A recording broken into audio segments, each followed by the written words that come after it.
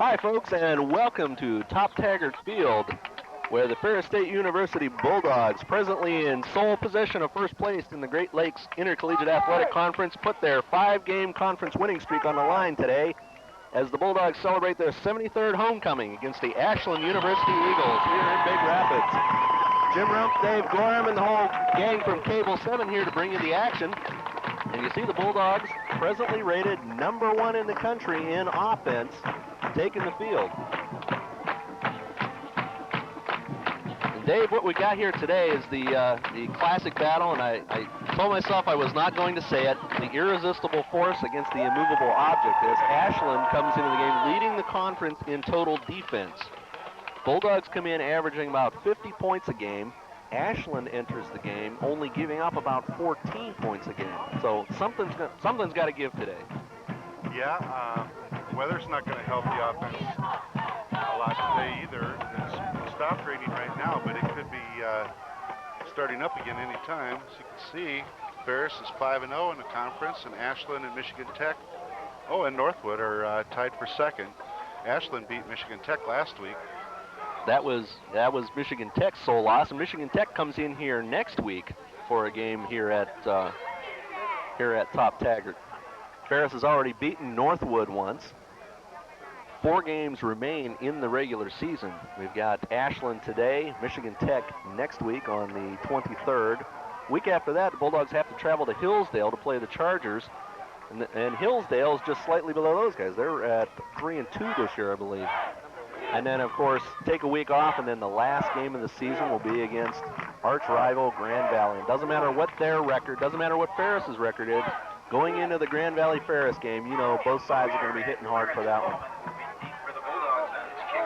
Bulldogs lost the toss. Ashland decided to defer until the second half, so Bulldogs will head south here in the first quarter, receiving the kickoff. One injury of note for the Bulldogs, J.L. Holdsworth, starting fullback from Big Rapids, will not be in the game today. Still suffering a little bit from a knee injury. He's expected to be back next week. His place will be taken by Brad Newell and John Trudell, excuse me. And here's the kick from Ashland. End over end. Neil Mosier takes it 2 yards deep in the end zone. And Neil goes out of bounds on the far side at about the 17. Flag on the play towards the middle of the field. Bulldogs, as we said, averaging over 560 yards of offense per game. #1 in the country, #2 in scoring in the country with 50 points a game. And they'll start the usual suspects. Matt McCarthy at quarterback, Mo Harris behind him. Brad Newell starting as fullback in place of J.L. Holdsworth. And the call goes against the Bulldogs. That'll back them up inside their 10 for their opening series. Neil Mosier, #18, Clarence Coleman, starting wideouts. They're joined on this first series by #25, Ira Childress. Griffin, Pettigrew, Lasinski, Budden, and Dennis Stry, the big front line for the Bulldogs.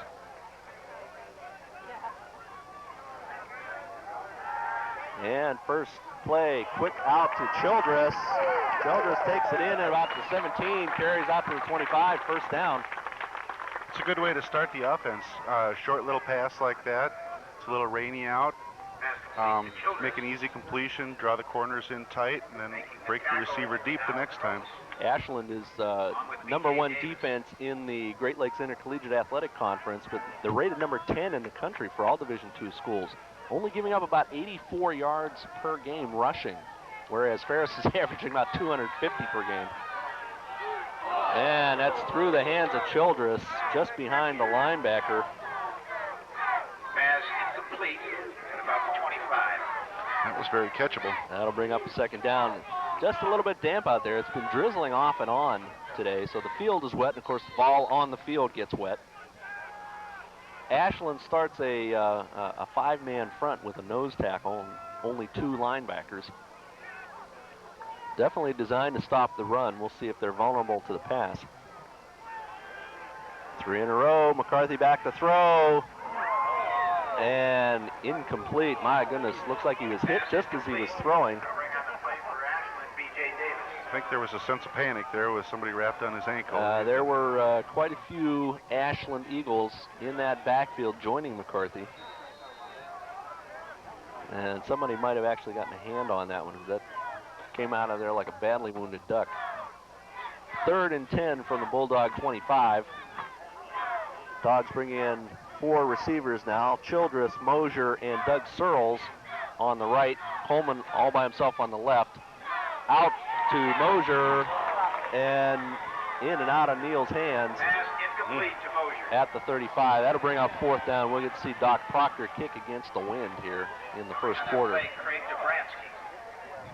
4th down, Bulldogs. That looked like a catchable ball, too. Here it is again. Normally, that is catchable for Neal. Oh, the defender knocked it out. Defended by Delano Smith, number 32 on the play. Good job of knocking it out of Neal's hands. Doc Proctor into punt from near his 10. Eric Koblenz to return for the Eagles. Calling for the fair catch at the 44. And good field position for the Eagles. First offensive drive here at the 14-10 mark in the first quarter. No score so far. Although the field doesn't look too bad, and we know that the AstroTurf 12 formula out there is specially designed for drainage, you know it's a little bit damp. We haven't had any mist falling for the last 15 minutes, but everything is still pretty well soaked. You always tell when the Bulldogs burgundy looks just a little bit darker than usual, you know they're wet.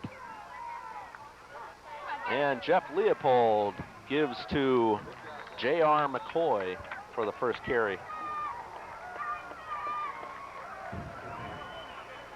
Names and numbers to watch for on the Eagles side of the offense. Jeff Leopold, the senior quarterback, usually hands off to number 39, J.R. McCoy, their fine freshman tailback.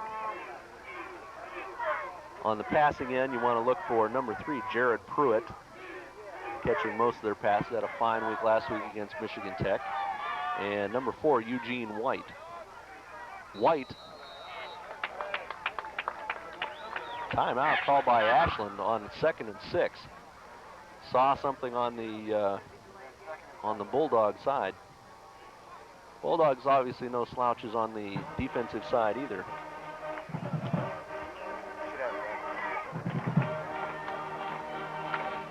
Dave Zeiderveen and Jeff Puffer lead the attack. Both of them in the top 10 in the conference for sacks. In the middle will be Ryan Morris and William Foster. Linebackers are Charlie Pearson, Steve Dillon, and Rob Ridling. Here's the NCAA Division II Northeastern leaders. See Ferris is number 6. A lot of familiar names there. We've seen them in and out of here over the past few years in playoff games. Ferris number 6, Northwood 7, Michigan Tech 8. 2nd and 6 from the Ashland 48. And that's Pruitt in motion, and a pitch is to Pruitt, and nowhere to go for Pruitt. Ryan Morris, coming in from that left tackle position, caught Pruitt in the backfield for about a 2-yard loss. That'll bring up about it's going to be 3rd and almost 8.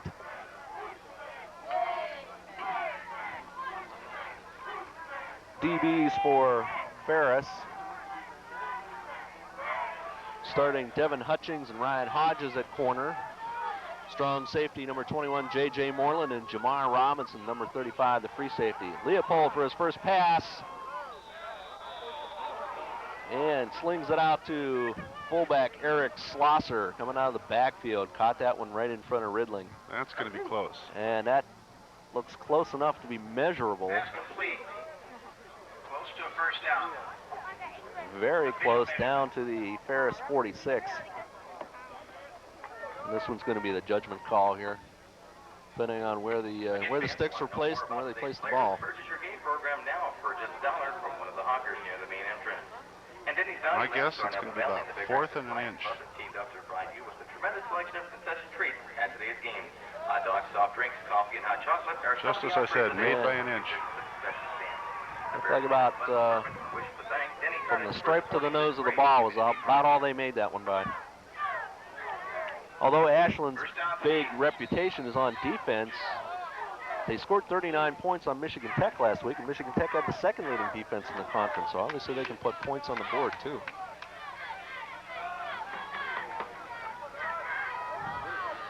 Schlosser lines up. Now he's in motion at the tight end. McCoy stays in the block. Screen pass to McCoy. And McCoy carries down to the Ferris 36-yard line where it's close to another first down. Looked like Morris almost caught him in the backfield before Ridling finally pulled him down after they're giving him about 9.5 yards on that, second and about 18 inches.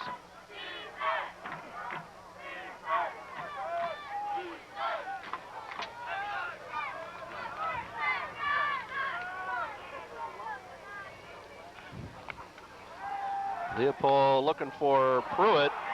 Oh, excuse me, Eugene White in and out of his hands. He hung on. Little juggling exhibition going on there. A flag down. White. Bobble that ball. This could be where somebody accidentally grabbed a face mask or something. Oh, pass interference. Flag down on it. There were so many, see if we can see where it happened. There were so many people going after that ball there. I didn't see anything there. You know, once somebody touches it, it's free ball.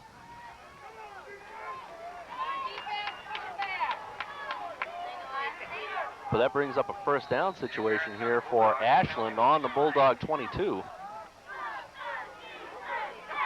With just over 3 minutes gone here in the first quarter, still no score.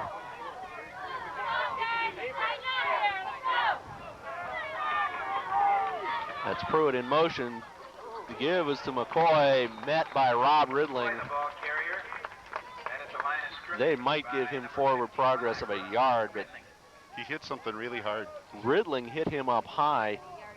William Foster, number 56 this week, had him down low. My goodness, he went down backwards pretty fast. They're giving him forward progress almost down to the 20-yard line. 2nd and 8.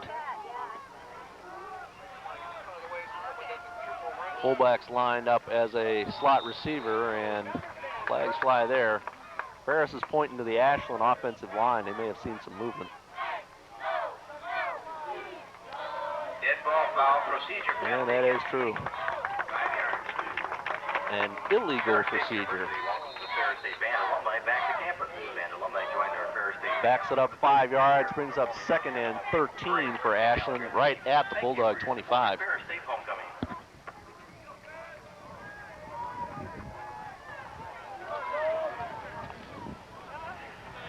That's Schlosser in motion. Leopold looking down the middle to the corner and completes it to Eugene White. Looked like almost the same play where that pass interference was called. Takes it in near the 15. That's going to bring up 3rd and 2. Brought down by number 12, Devin Hutchins.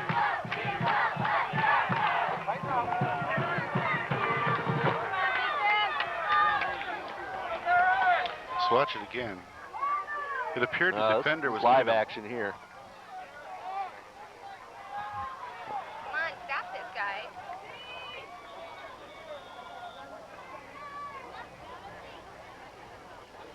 And what are they doing? Resetting the play clock? Play clock never moved. It's frozen at 25 right now. Now they're telling us to run it again. 3rd and a little over 2. And Bulldogs dance, but don't jump. And that's McCoy.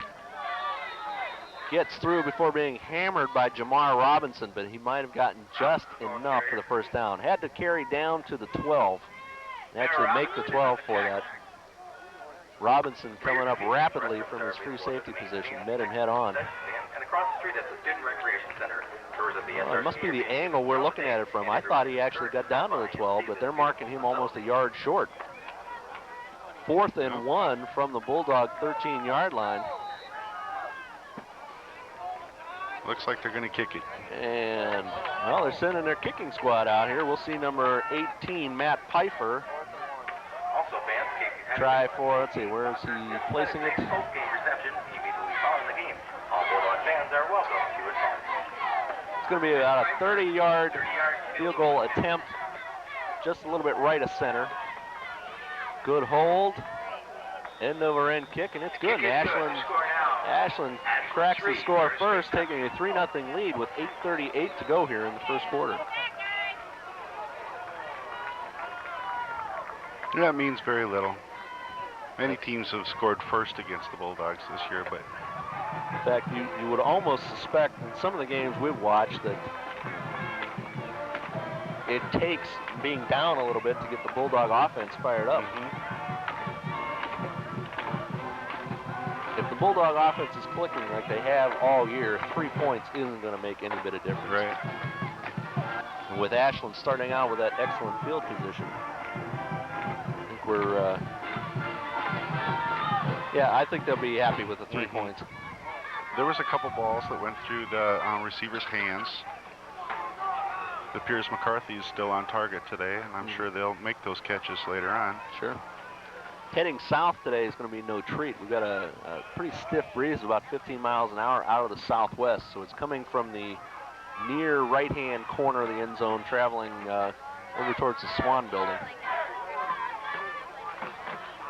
So first quarter, the Bulldogs are going into the wind.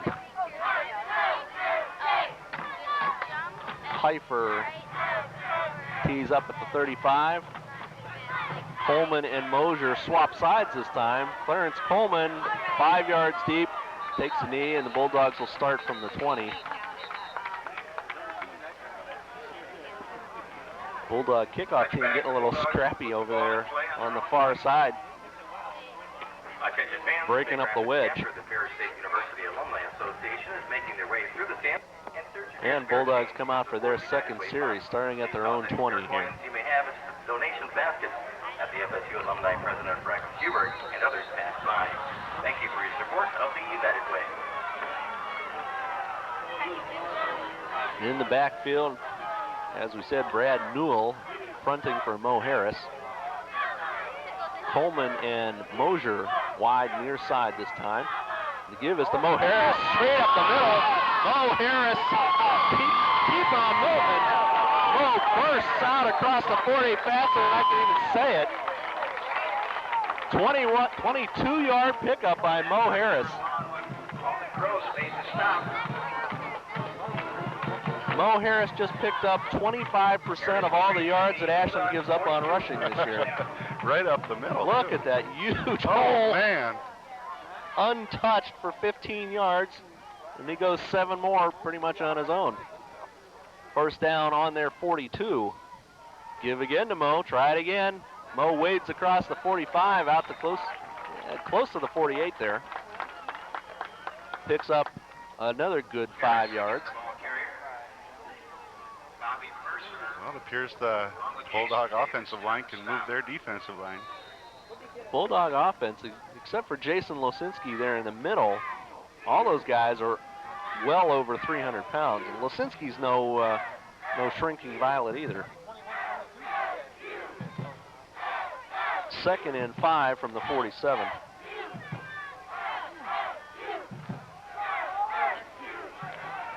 McCarthy looking for Mosier, in and out of Neal's hands. Hit him right in the 8 at the Ashland 42. And we've seen Mosier drop more passes just in the first 8 minutes of this game, I think, than we've seen all year. He's wide open. Oh, he's looking ahead to see where he's going to run.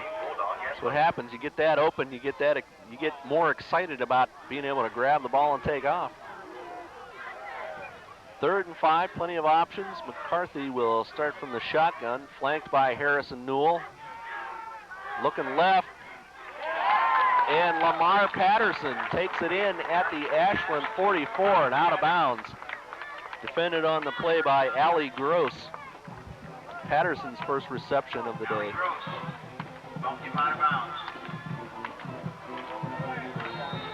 That 3rd moves and 5, things. we laugh at 3rd and 5.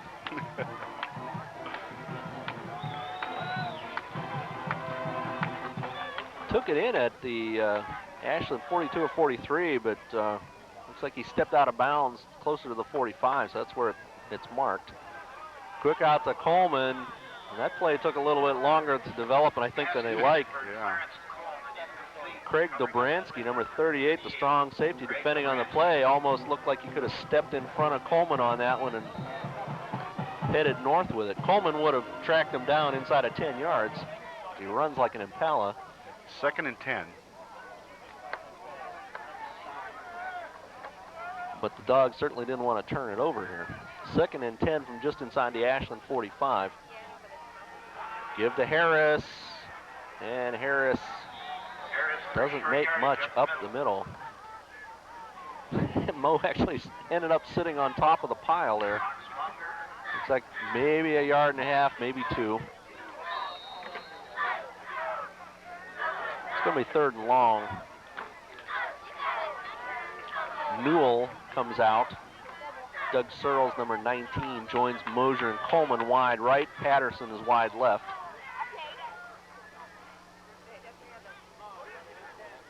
And deep give to Harris, and Harris has room to run.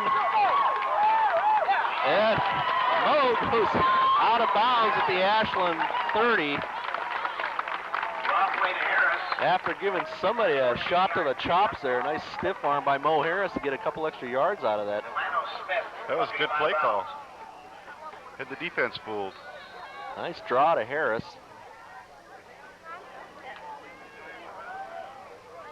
And Delano Smith on the receiving end of that Mo Harris forearm.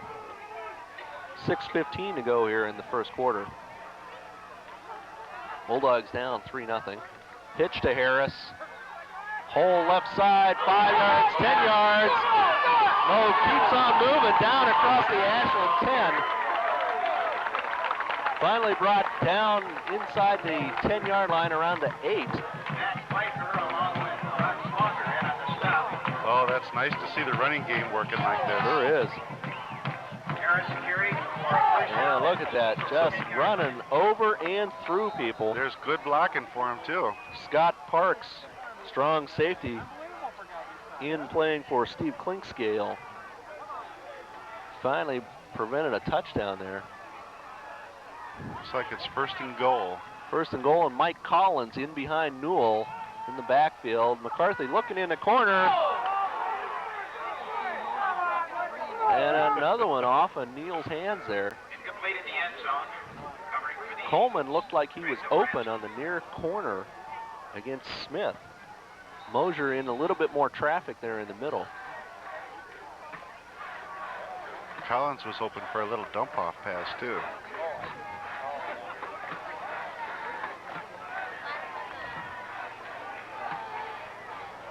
Two wideouts each side this time. Harris beside McCarthy in the shotgun. McCarthy looking right. There's Coleman by himself at the 10. Turns, runs, and hurdles himself out of bounds. Aiming for the marker. I don't think he made it. No. I think he was hoping to pirouette into the end zone there in the air, but pushed out of bounds. Looked like by Craig Dobransky. Here, we'll see it again. His first spin got him a lot of yards. Sure did. Yeah, that was Dobransky there, number 38.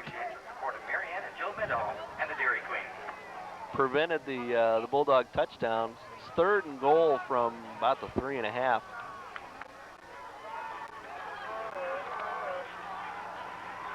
Three wides left. Harris behind McCarthy. And there was an awkward pitch. Coleman takes the pass from McCarthy. No flags. Like no one else moved but McCarthy in the center. I wonder if... no one else moved. Right, it was like a silent count. Just catch the defense off guard. Yeah, I'll say. But Coleman lined up in the left slot. Let's see if we see this one again. Coleman, the speedy sophomore out of Miami, coming north and scoring a lot for the Bulldogs this year. We'll see the replay again after the extra point attempt by Proctor. And Doc nails it, stretching the Bulldog lead to 7-3 here at the 5:36 mark. When the center hiked the ball, it was even in a casual way. Let's watch this again. Like it's like the rest of the line didn't know what to expect. They didn't know they were. Here it is again. There, see, it was just all casual. They were just. You're right. The whole offensive line just stayed down. Yeah, we planned it that way. Yeah, we meant to do that. Oh, Bulldogs answer that field goal with 7 points of their own. 5:36 to go here in the first quarter. Bulldogs up 7-3. Certainly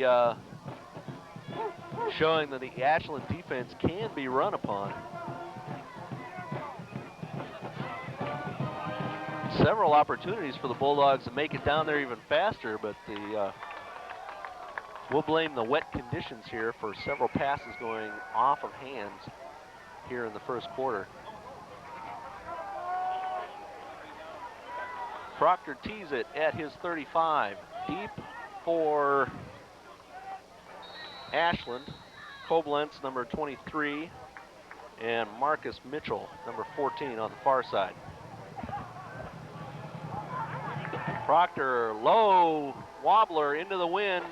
Mitchell takes it as 8, slips. And Mitchell up the sideline, crosses the 30 before Alvin Greer tripped him up. Almost looked like Ashland, Mitchell slipped over there. It looked like he might have got his foot actually out of bounds. It was close. Sometimes when you slip like that, when you're returning a kick, the defense penetrates past you, and so it helps you. Well, yeah, they think he's down. I could almost swear his knee touched. In a college game, if your knee touches, you're down. You don't. They don't need somebody else to touch you. Leopold fakes to McCoy. Quick out to White. White takes it in at the 40 and is gang tackled at the 44. Pass complete to White. See who's at the bottom of the pile for the Bulldogs. That'd be Devin Hutchings, number 12, and Alvin Greer, number 20. He actually had him covered pretty good here. He just wasn't expecting them to throw the ball. It's Dillon and Pearson, and pretty much the rest of the team is in the neighborhood. Alvin Greer in playing strong safety right now. We saw Alvin on the sideline during warm-ups getting his left ankle attended to. That's a deep give to McCoy, and McCoy wades through for a pickup of almost 4 before being pushed back by Dillon and Ridling. Looks like Ryan Morris in there as well.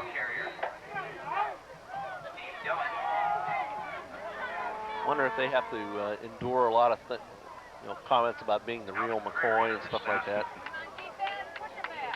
White and Pruitt come wide left this time. Slosser in the slot to the right. And the give to number 22 through the right side. Picks up about 3. That would be Paul Bachmore, the backup tailbacks. McCoy off on the sideline after that last play. Dillon put a good hit on him to stop his forward momentum. Saved us a couple of yards. The drizzle has picked up here a little bit at Top Taggart Field. 3rd and 3 from the Bulldog 48 for Ashland. Starting to drizzle just a little bit more now. Pruitt in motion. Leopold looking for his big tight end, number 88. Oh my gosh. In and out of Max Lynn's hand. There was Lynn nobody. All by himself. Pearson was the closest red shirt near him. Somebody There's missed number an assignment. big number 88 down in the lower left-hand corner. Dillon and Pearson closing on the play, but he was by himself. And we'll call that one rain-aided defense. 4th and 3 for Ashland. Kurt Keplinger in to punt from inside his 40. Coleman and Mosier standing around their 11-yard line to receive. Oh no. And who moved? We saw center of the Bulldog line move, but it We'll see if that was in response to an Ashland move first. If it's against the Bulldogs, it's first down. Sure is. Oh. Procedure against Ashland. Okay, back up another 5. Just accentuates the 4th down here. Now it's 4th and almost 10. Procedure penalty against the Eagles. Bulldogs just did a wholesale change Back to their on their 47 punt yard team. line. Looks like they put in an all-hands team up front. Very little beef, all defensive backs and guys like that. Coleman, the lone receiver now. Big Going for the rush, block.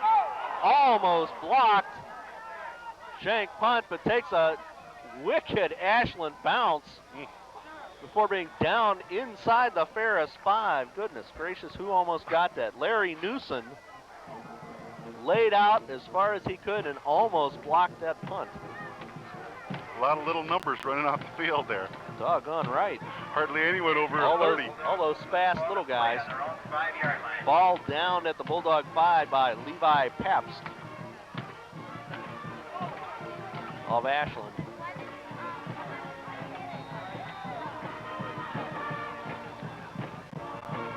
The geography lesson for the week, Ashland, Ohio is a little town basically out in the middle of corn country in Ohio, just outside of Mansfield, which is on the road between Cleveland and Columbus.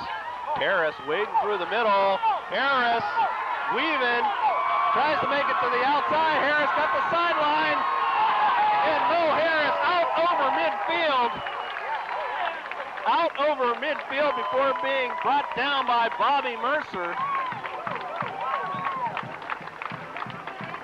Harris juking almost the whole way. Watch this. Watch all the sidestepping he has to do here. Downfield blocking provided by Neil Mosher.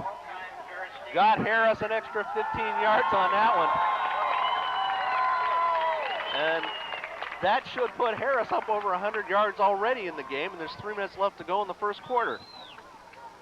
McCarthy looks left. Neil takes it in, and he's got it, but nowhere to go with it.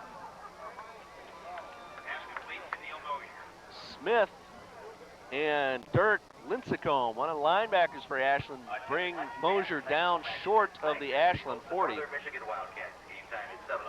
That run by Mo Harris made him the all-time rusher for FSU. Home games daily from 9 a.m. till 5 p.m. at the Accurate Ticket Office. Get yours now and avoid the lines on game night.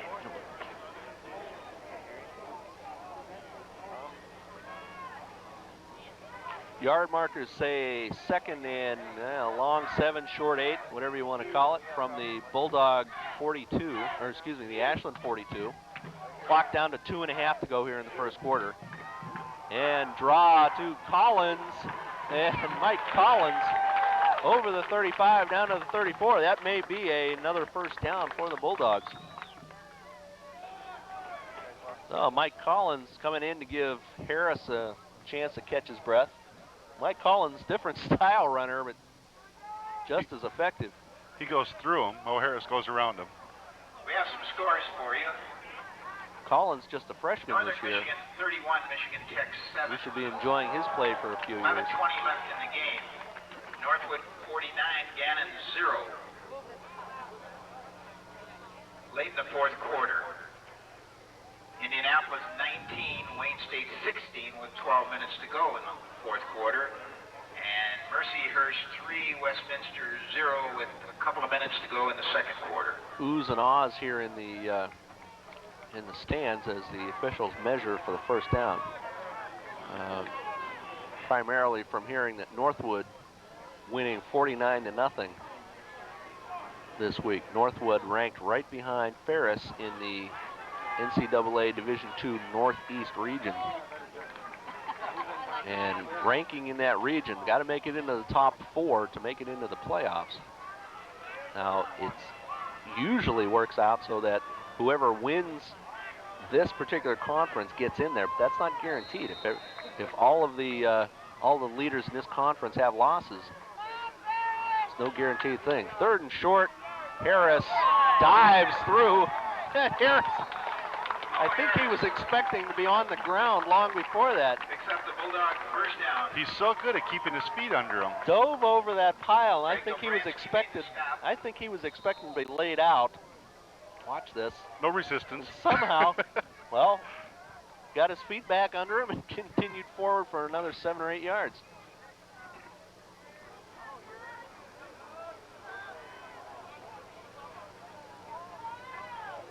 Pitch to Harris, right side behind Newell.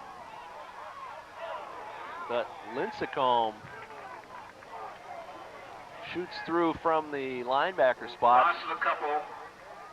Harris brought down for a 4-yard loss. On with Dirk Lincecum. Even when he gets taken down for a loss, he's still exciting to watch. Guy's got a lot of moves. Put him in a blue shirt with a number 20 on it. I'll bet he'd look darn familiar. Yeah.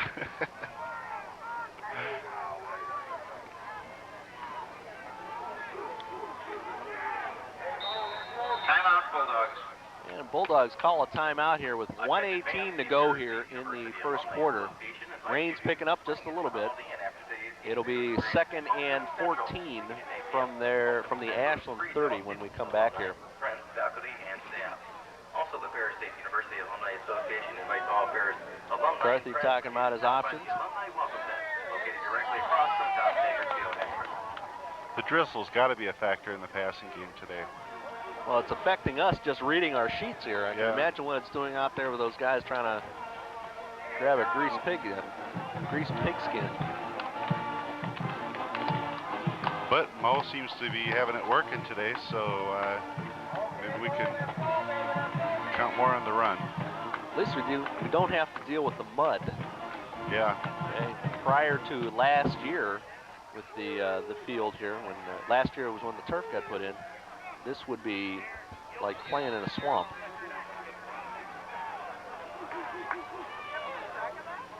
Second and long. Harris lines up in the slot inside of Mosier on the left. And McCarthy is looking over there. And Harris, looked like Harris was about the third option there. A pickup of about 5 on that one. McCarthy had all the time in the world to look through all of his receivers. Ferris was the only one open. Watch Neil Mosier, top left of your screen. It looked like he was open, but he slipped. Right there where he turned. No, that's Coleman slipped too. Yeah. So both of them went down. McCarthy had to find Harris. Picks up those 4 yards he lost on first down. It's 3rd and 10 from the Ashland 27. This is another look at that play. And now we're live. And McCarthy rolling left, looking for Coleman in the corner. Fumble. Bobby Mercer picks it up. And Mo Harris is the only chance the Bulldogs have, and he comes up 5 yards short. Ball stripped from McCarthy. Bobby Mercer. Looked like Lincecum hit McCarthy as he was leaning back to throw that, and Bobby Mercer picked it up on the bounce and races, we'll call it 65 yards for an Ashland score. See it again. 53 was the guy that got back in there. Well, McCarthy's looking downfield, directing traffic. Somebody just hits his arm. 53.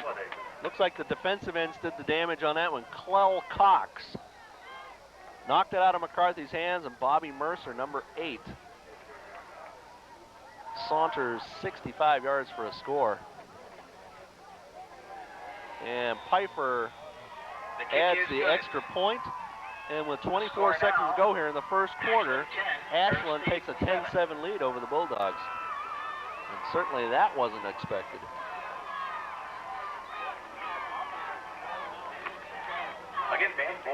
And if there's one good thing I guess we could say about that Ashland score, talk about trying to find a silver lining here in these rain clouds.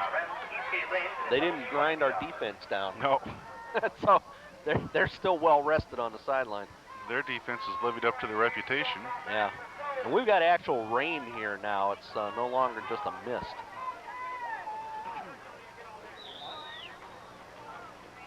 See people on the in the stands starting to pull on raincoats and ponchos. Umbrellas starting to bloom.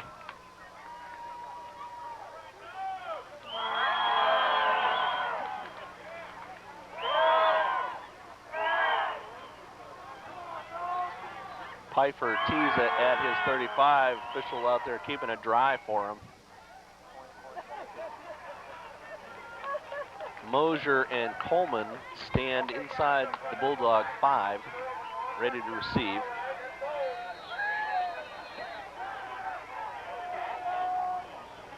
And Pfeiffer will be kicking off for the Eagles.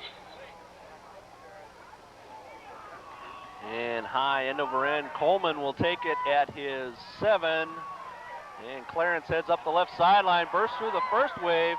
Coleman still dragging Eagles with him out to the Bulldog 40-yard line. Out to about the 39-yard line. Great return by Clarence Coleman. Good grief, he got about 20 yards on that we didn't expect him to have. Line on the stop.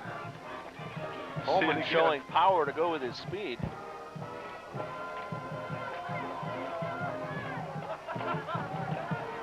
Yeah, shakes off about 4 of them.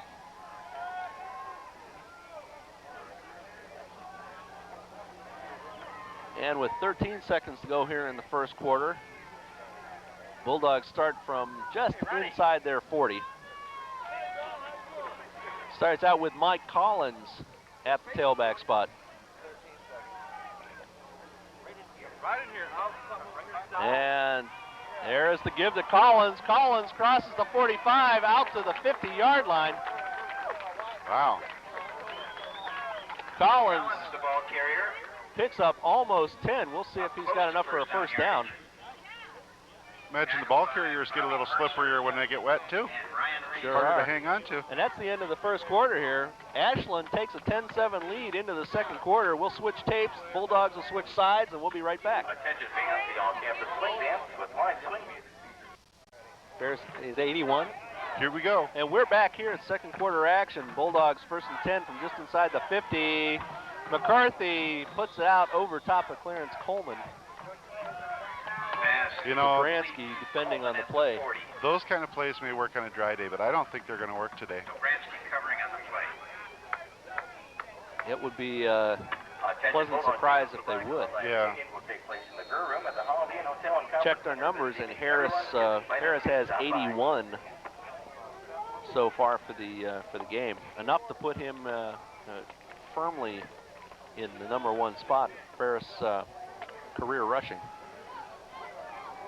And McCarthy calls for the chicken dance. Draw to Collins. Collins over the 50. Collins, the ball carrier. And what ball comes loose after Collins is on the In on ground. tackle.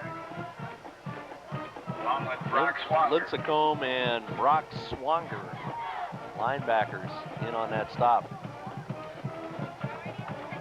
Give Collins almost a 4-yard pickup on that one. Second and a shade over 6.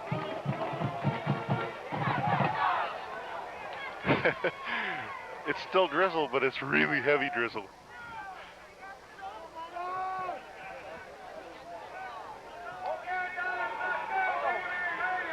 Screen to Harris, and Harris is met by Lincecum Screen pass and for Brian short Wall, the yardage. nose tackle. Lincecum. Little with gain, Brian if Wall in on any. the stop. That brings up a 4th down. Attention fans, the Big Rapids chapter of the Ferris State University Alumni Association is making The their raise yard to mark, stand here we are for again on this one. spare change to support the United Way. Please toss any spare coins you may have into the donation basket. As Ferris FSU line alumni had president Wall Mike down Hubert on the ground, but he got and back others up by you. to Thank make you that for your tackle support on of the Harris. United Way. 4th and 6. Proctor to punt. Good snap. High. And fair catch by Koblenz Fair catch. at the Ashland 15. On Doc Proctor's punt by Eric Koblenz. Eagles will put the ball in play. Like about on a the 40-yard net on that one. Mo Harris, in setting that new school record, is currently at 3,598 yards rushing. 3,598. I don't know if you heard that announcement from the PA system. Harris now at 35.98 for career rushing yardage. He's got what, almost over 2 miles.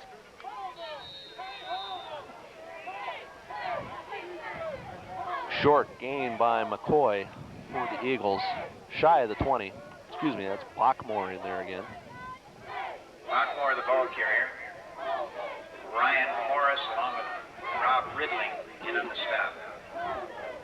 Morris and Ridling bring him down at about the 18. Second and almost 8. Leopold sends 2 wide outs to the right. Schlosser in motion. Give to Bachmore. Bachmore somehow wades past Robinson. We're being brought down by Devin Hutchings. Bachmore. Hutchings and Greer and Hodges bring him down, but only after a gain of about 10 yards. Hutchins and Ryan Morris Takes it out close to the 30. pushed him out of bounds. Gives the Eagles another first down.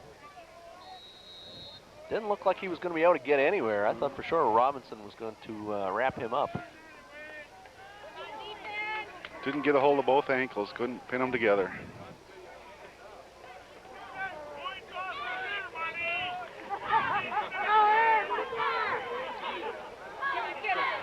Give is to Bachmore again, forward for about a 6-yard pickup. Bachmore, the ball carrier again.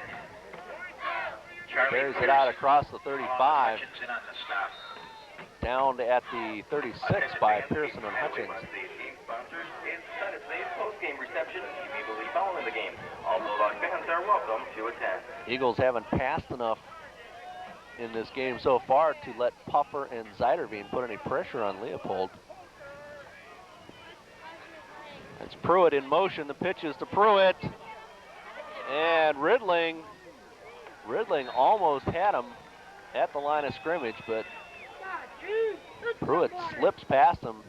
Pick up about 7 or 8 on the play, out to, looks like about the 44. William Foster making the stop. I would expect to see a lot more of that, sweeps and such. They can't really go up the middle against the Trouble Bulldog is, those defense. pitches there, he took that pitch 7 or 8 yards behind the line. The Bulldogs can detect that coming and shoot through there. That could be extremely disruptive.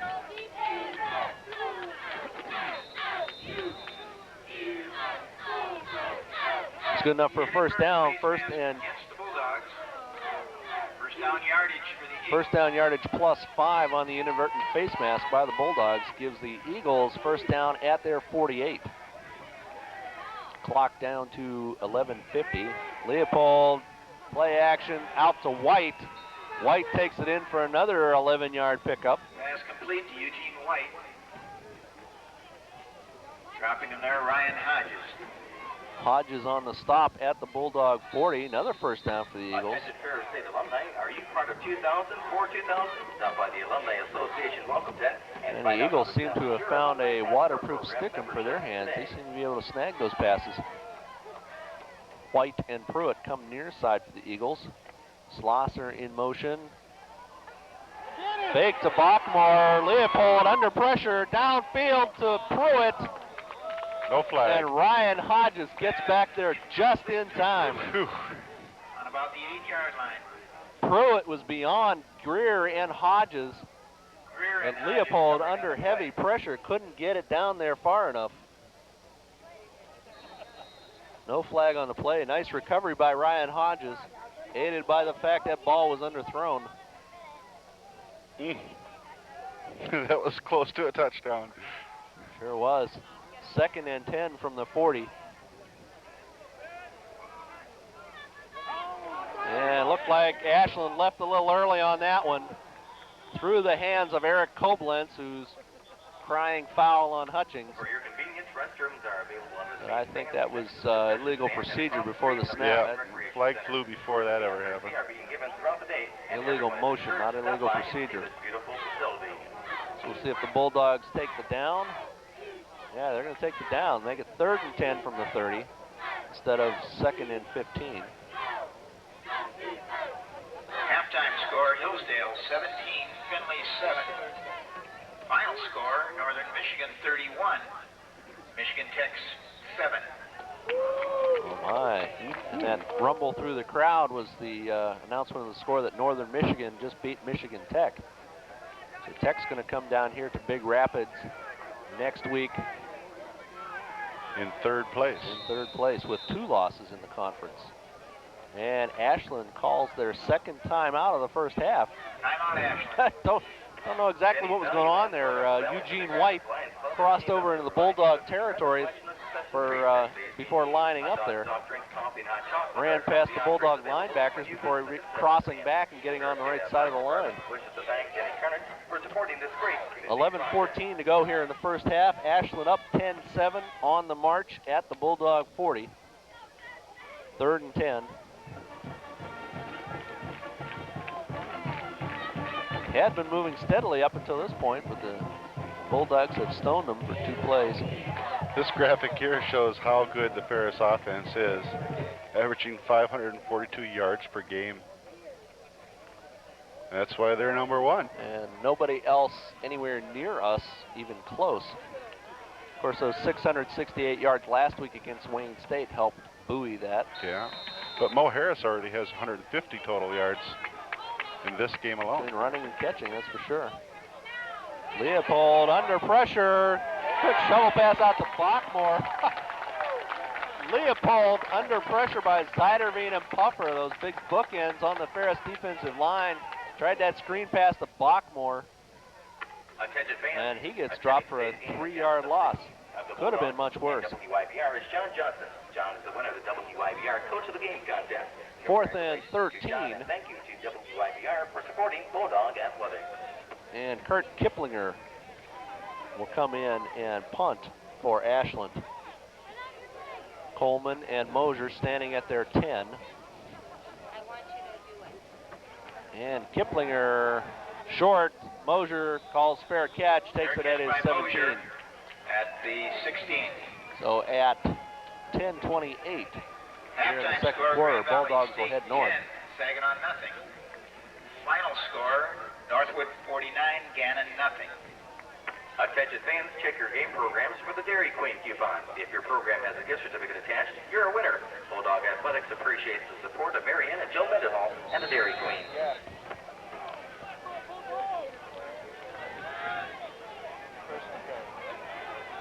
Patterson wide on the near side. Coleman and Mosier wide right. Newell and Harris in the eye behind McCarthy here on first down.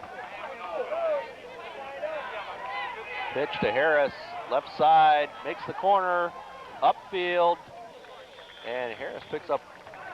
Oh, Harris. Well, Carries to we'll around see the where he 25 disappeared in yard front of line. the crowd there, but he picked up at least 7 yards on that. Looks like he made it out near the 25 yard Pushed him line. out. Gives him about an 8-yard pickup. Harris, 47 yards receiving so far and 113 rushing. Earning his keep today, that's for sure. If I'm going to pass, this is the down I do it on when it's 2nd and short. In the rain. Actually, now it just kind of quit again, or let up considerably. It's letting up a little bit. McCarthy indeed does pass. A dangerous pass indeed. Tries to get it out to Lamar Patterson. Allie Gross steps in front of Pass it. incomplete to Lamar Patterson. That'll bring up 3rd and a yard from their 26. Bulldogs racking up the yardage so far, but only 7 points. Down 10-7 here in the second quarter. 3rd and short. And we get Mike Collins and the Brute squad in. Newell and Trudell in front of him. I think we can expect Collins up the middle. And Collins goes plenty for the first down, waiting out to close to the 30-yard line. 4 times as much as they needed on that one. The stop along with Matt Otero.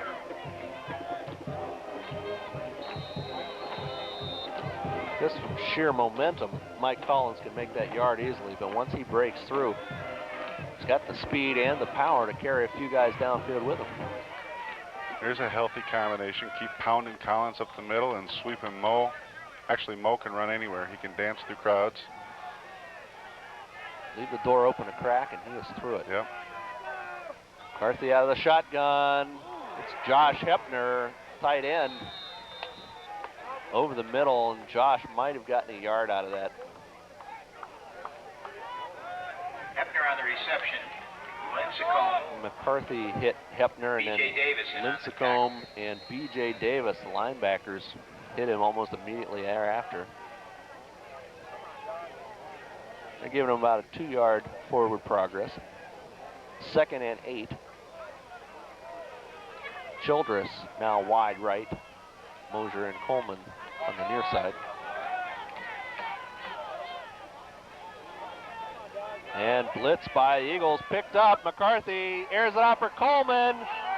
And incidental contact. Yeah. To Coleman, around the 35. If anything, that could have been offensive interference.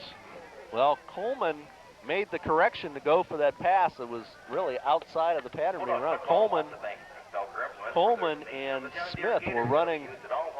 We'll see this. They were running looking toward the inside. Coleman turned around. Smith never did.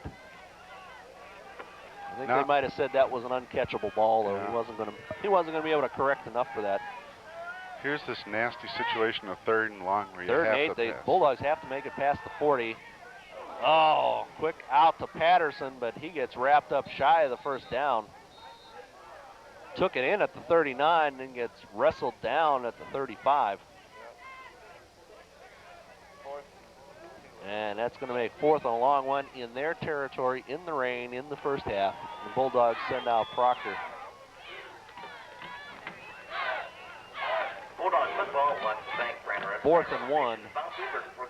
Proctor will punt. Eric Koblenz stands at his 20-yard line, ready to receive.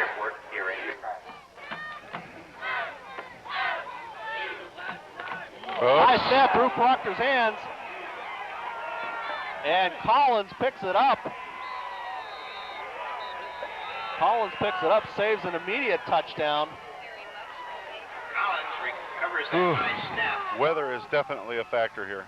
Ashland put the ball in play. Proctor could have brought down a dry ball. That one just squirted right through his hands. And Levi Paps makes the play again, number 46. He's the guy that kept Proctor away from it. And then Clell Cox brings Collins down at the Bulldog 10 where the Eagles take over. 1st and 10 from the Bulldog 12. J.R. McCoy again in the backfield for the Eagles. Fake to McCoy, Leopold rolls right, shoots for the end zone. Defense bit. And that looks like a touchdown to tight end Max Lind. Just short, just short. Well, he rolled in. Pass complete to the 1-yard line. Close enough for a 1st and goal from inside the 1. For the Ashland Eagles from the Bulldog 1. I think he was in. The ball never made it, though. This may just delay the true damage for a few more seconds here.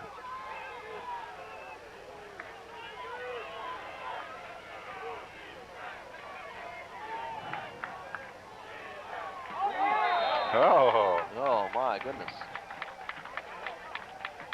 Give us a fighting chance here. Everybody and their dog saw that. They've been doing that a lot today.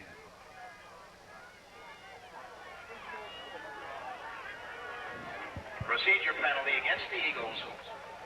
Still 1st and goal, but now it's from outside of the 5-yard line, out close to the 6. Attention fans, make sure now they have room to throw if they want. For a free raffle ticket and a chance to win a Ford Bronco, courtesy of Bad Ford. Thanks to Wayne Taylor and Bad Ford for supporting Bulldog Athletics. Leopold sends Pruitt and White wide left, covered by Hutchins and, well, it doesn't matter. Bachmore gets the ball, tries to go around the right side.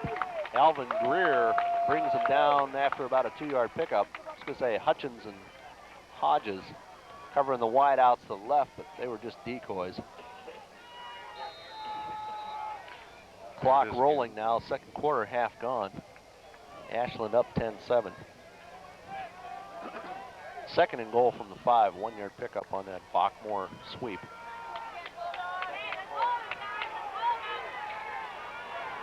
Ashland trying to make the Bulldogs pay on another miscue. Leopold looking in the end zone. He's got a man. And batted away by Jamar Robinson, but a flag on the play. Yeah, it's going to be pass interference on Robinson. And that's going to be hard to see from this angle. It didn't even look like they were close, but somebody saw something. I think Robinson bumped into him. And if that offensive pass interference, interference against the Eagles. Okay. Back them up some more. See if we can find it. See, I don't know. Man. Attention hockey fans, the next home action is tonight as they host the Northern Michigan Wildcats. Game time is 7:05 and tickets will be available. Guess we'll have to log in the chat room later on and find out what the heck they saw. We'll take it. Sure will. Offensive pass interference takes the ball out to the 20-yard line where it's second and goal. A few more like this, Ferris defense will score.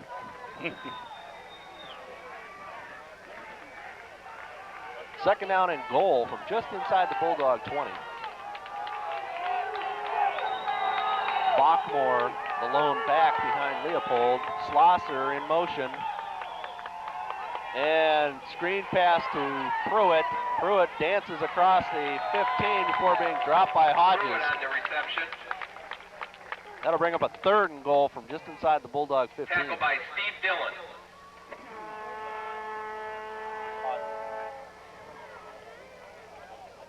Bulldogs are ready for this. I guess it's not exactly a sweep, but basically it is.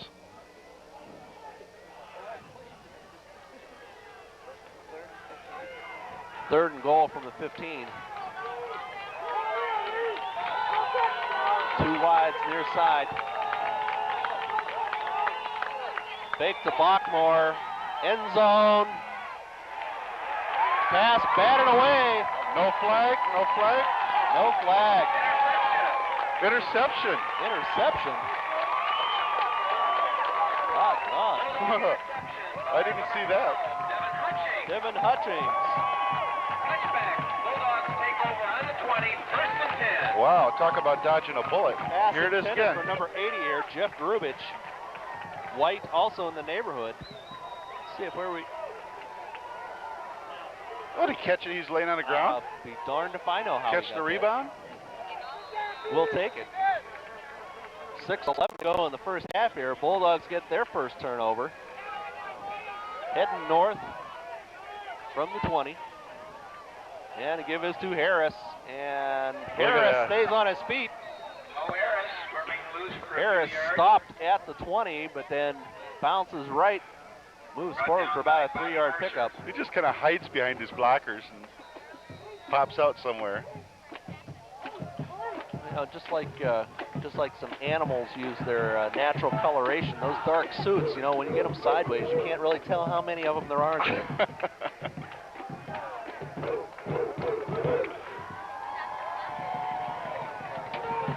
Second and about 7. Fake to Harris. Screen to Mosier. Defended by Delano Smith. And Mosier's getting the tosses, but he's not making the yardage today. Loss of 4 on that. That'll make it 3rd and 10 now.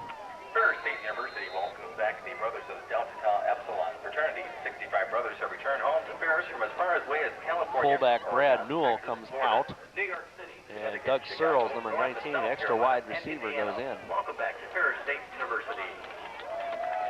3 wides near side. Childress alone on the right. McCarthy rolling left. Out to Searles and through his hands.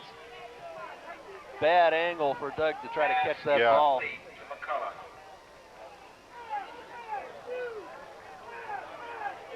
And that's going to force Proctor to punt from his 20. This game could turn into a game of field position here. Moral victory, keeping the Eagles out of the end zone, but didn't really do anything for our point advantage. Koblenz standing at his 40. We'll see Proctor try to air this one out. Good snap this time. Doc gets it away. Medium range, should take, I was gonna say it should take a good bounce. Took a good bounce in the Bulldog direction though.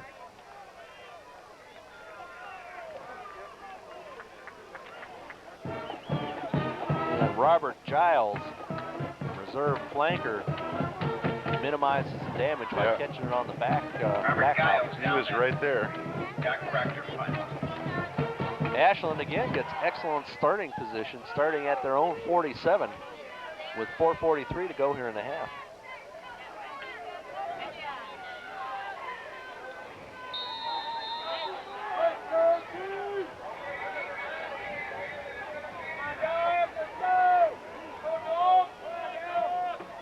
Schlosser again in motion. Give is to McCoy. McCoy slices through, big hole. Alvin Greer makes the tackle after an 11-yard pickup by McCoy. First down at the Bulldog 42. Alvin Greer made the stop. And clock rolls on. Well, they made a big hole for him. Yeah, the clock stopped for some reason on that play, and then just resumed now while the sticks move.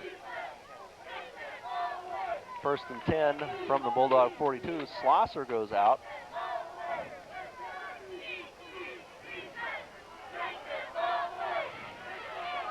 And there's Pruitt in motion, fake pitch to him. Leopold looking downfield to Koblenz, open in the corner, and Koblenz takes it in for the touchdown.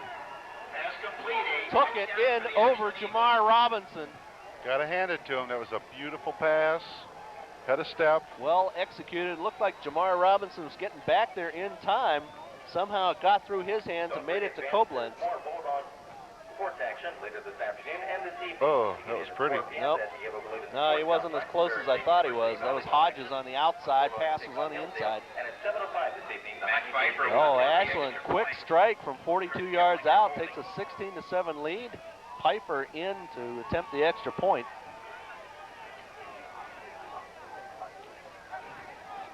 And he puts it out there over the dog pound. Kick is good. Ashland with 4:06 to go here in the first half stretches their lead to 10 points, 17-7. Ferris State 7. Nothing more disheartening than the other team making a quick strike like that. Yeah.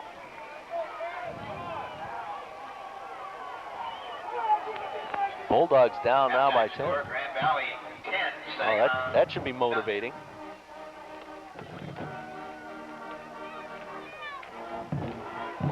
So we'll have to find out what kind of stickum they're using.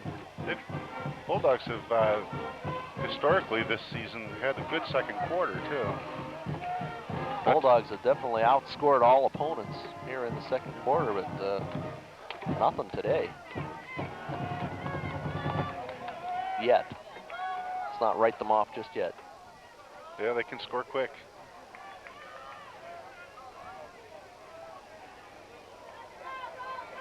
Even though they're giving up the yardage, the Eagles are, well, we're seeing how they get their reputation for a stingy defense. Bending but not breaking, giving up the yardage but not the points. Deep to receive this kickoff will be Coleman and Mosier, Giles and Newell, two up backs. 7 with 6 minutes to go in the third quarter. And Piper high, end over end. Short though. Coleman takes it as 9. And Clarence tries for the outside and isn't going to make it. He's not standing. Looks like he surged forward to about the 16 before being pushed back. Making the stop. This huge mass of humanity fell on him. Swanger and Ryan Lots Reese. of purple pants. Coleman on the return. And the heavy drizzle is back. It's almost like it's on cue. Whoever has the ball gets the drizzle. Under 4 minutes to go here in the first half now. Bulldogs down 17-7. Starting this drive from their own 17-yard line. Deep give to Harris. Harris outside. Harris got the sideline. One guy to beat. Oh, he pushed him out of bounds. Delano Smith, the only guy that could keep Harris from scoring on that one. If Harris could have slowed down for just a minute, I think Mosier could have blocked for him. Neil Mosier got downfield pretty quick. I don't know how Harris got out there. Sneaks behind the crowd. There's Mosier. If he could have just, oh man, if he could have let Neil get another step ahead, he might have been able to cut back inside. Easy for us to say up here. Yeah. Nifty run all the same, but there's a flag on the ground. Officials are talking to Harris. I'm wondering if they're saying he stepped out of bounds a lot earlier than that. Oh. Unsportsmanlike conduct against the Eagles. Tack it on. Sure, let's just add it to the end of the play. Now, let's see where they mark this, because Harris went out. I believe it was midfield, but they're marking it from the point of the infraction. That gives the Bulldogs a couple extra yards. Down to the 47, 6, 5, 46. Yep.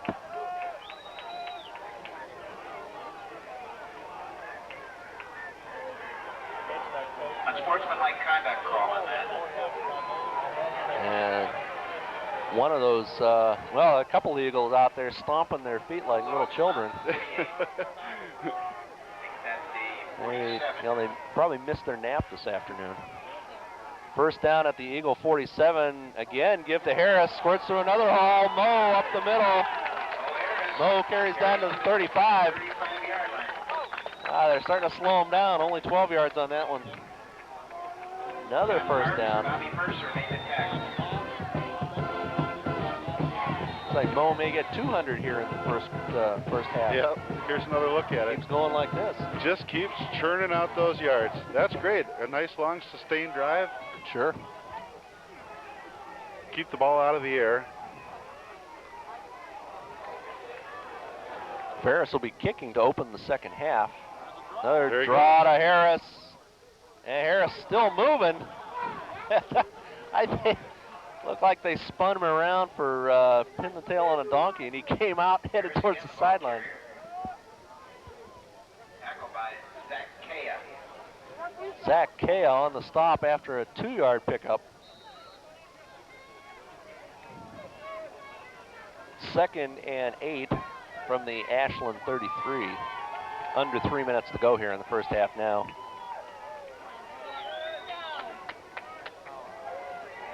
Mike Collins in the game now, and Collins met by Bobby Mercer at the line of scrimmage. Nowhere for Collins to go. Not often you'll see Collins stopped like that. Mercer and B.J. Davis meet him at the line, actually drop him back a yard behind it. So it's 3rd and 9 now from the Ashland 34. I'd like to make a few more yards, even if we're just trying to let Proctor try a field goal. From this point, it'd be about a 50 or 51 yarder. Play action pass here, maybe. And timeout is called. Ashland takes their final timeout of the first half here with 2:02 to go. Wonder if they saw something they didn't like, a matchup they didn't care for, or if they just figure if they stone the Bulldogs here, they want as much time as possible left to operate with. Attention Ferris State alumni. Are you part of the 2000 or 2000? Stop by the Alumni Association Welcome Tent and find out how to establish your alumni passport program. 3rd and 9 from the Ashland 34. Got to make it down to the 25. Bulldogs trail by 10 here with 2 minutes to go in the first half. That's it for Ashland's timeouts, at least according to the scoreboard. Scoring average, Ferris leading Division II with over 47 points per game. Again, no one else in our region close to that. They're a fun team to watch this year. The only thing that keeps them under 50 points a game was that 35-point effort in the first game against North Dakota State, I believe it was. Only 35 in that game. Of course, that one mostly due to turnovers. 6 turnovers went against the Bulldogs in that game. allowing North Dakota to rack up 55 points. 3rd and 9. McCarthy's got 2 wides right. Lamar Patterson on the near side. Tight end Hepner in on the right. That's Mosier in motion. McCarthy looking for Patterson. Interception. Number 17 just back there waiting for it. Allie Gross. My goodness, pitch and catch with the cornerback on that one. McCarthy intercepted and about a 15-yard return. That gives Ashland what they wanted, time to operate from close to midfield out about the 45.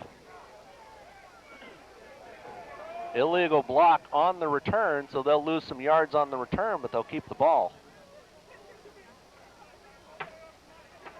Ashland sure is racking up some interesting penalties this game.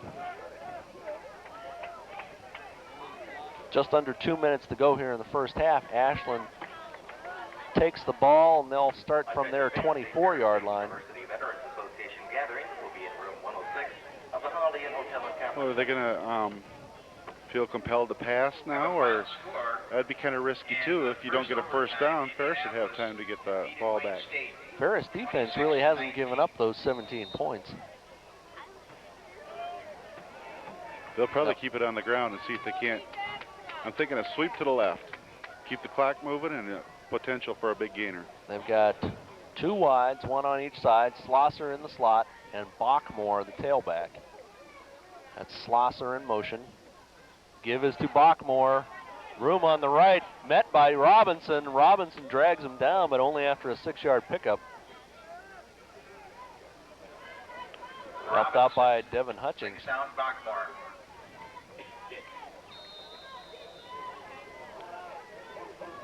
They're giving him almost 8 yards on that one. Out close to the 32-yard line. He needs to make it across the 34 for first down. 2nd and a long 2. Clock rolling, nothing the Eagles can do to stop it. 120. 2 wides left. And the give again is to Bachmore. Bachmore wades through. Just gets out of the reach of William Foster. Foster tripped him up. No first down yet. That'll be 3rd and extremely short. Clock now rolling under a minute. Rain has backed off now to just a gentle mist. 3rd and short.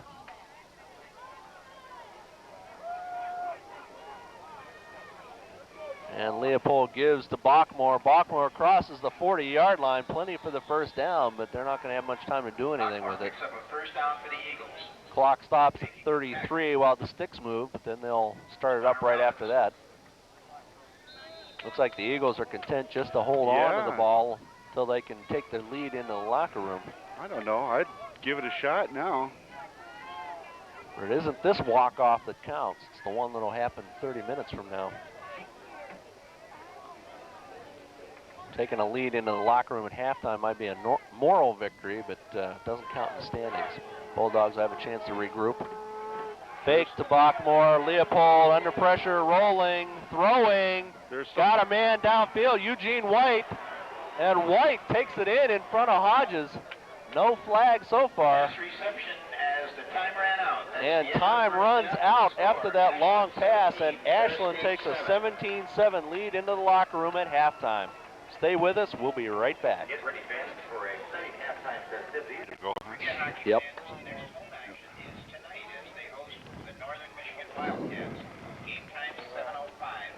Tell you what. Hi, folks. Welcome back for the second half action here at the 73rd homecoming game for Ferris. We're playing Ashland right now. Situation is not good. We're down by 10. 17-7 is the score. Bulldogs will kick at the beginning of the second half here. Now, if you're playing Great Lakes Conference fantasy football, Mo Harris is the guy you definitely want. Bulldogs racked up about 150 yards rushing in the first half, most of it due to Mo. No touchdowns for him, though. Ferris is only Ferris is only 10 for 21 on the passing side, though, with a net of 50 yards. Dave has the rest of the halftime stats here. Oh, I just got them here, but I'll give you what I got. Ashland is 11 of 15 for 165 yards with 1 interception. Rushing, they have 73 yards racked up to our 153, and most of that being Mo Harris. I think the main story here is that one big play they had that scored their touchdown, that one big passing play. Otherwise, I'd say Ferris offense has actually looked better than theirs. Except for the turnovers. On that last interception, on that little pattern out to Lamar Patterson, looks like a couple of Bulldogs are reading off different pages in the playbook. I would be willing to bet that Coach Pierce had some words about that in the locker room there at halftime. Said Bulldogs need to kick here at the beginning, and they will begin by heading north.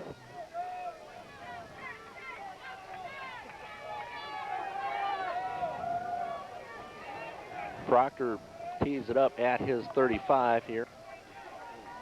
And deep for the Eagles, Marcus Mitchell.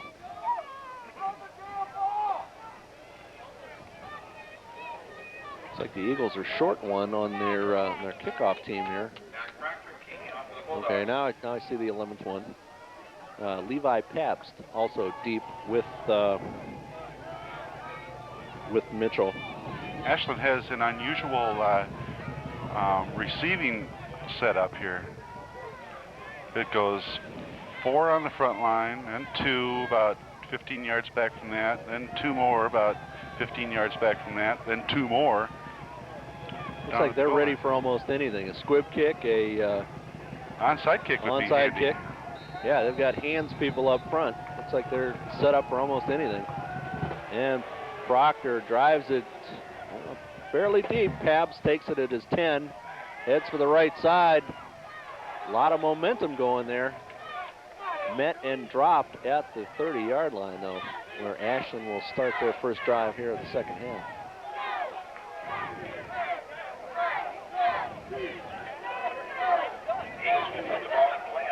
As far as receiving goes, number 4, Eugene White, 5 receptions for 94 yards. Nobody else caught more than 1. So watch out for number 4.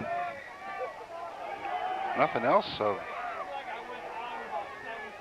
Bachmore and McCoy teamed up for about 67 yards of rushing. And McCoy starts the third quarter here, going straight up the middle before Rob Ridling pulls him down after an 8-yard pickup. Said Ashland noted primarily for their defense this year, but they put up 39 points on Michigan Tech last week. So obviously they can score too. And Ridling really the only guy to put hands on McCoy on that play. 2nd and 2 from the Ashland 38. Give is to McCoy, crosses the 40, out to the 45 before Hutchings and Dillon bring him down.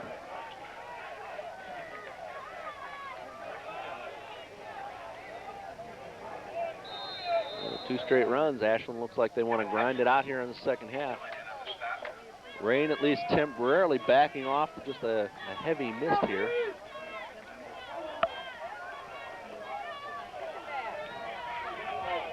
First down just across their own 45. It's Schlosser in motion.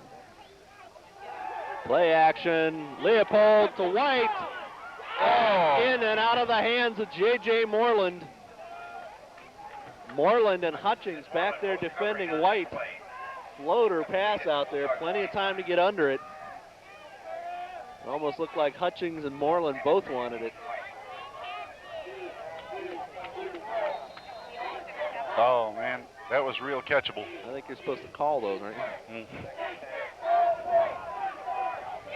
2nd and 10 on what should have been a turnover. Leopold, screen out there to a guy that had no idea it was coming. Jeff Grubich Blanker on that side didn't know the ball was coming to him. He was out there blocking already instead of catching. Pleading his case to his coach right now. On his way to the sideline. Pruitt comes in replacing Grubich on this 3rd and 10 play. White goes wide left. Pruitt is on the near side, covered by Hutchings. And Leopold over the middle. Complete. Enough for the first down to Eric Schlosser. Halfback coming out of that backfield. We just got to the quarterback as he was throwing, but he got it off. Did not look comfortable on that one, but 12-yard pickup by Schlosser. 1st and 10 now in Bulldog territory at the 43.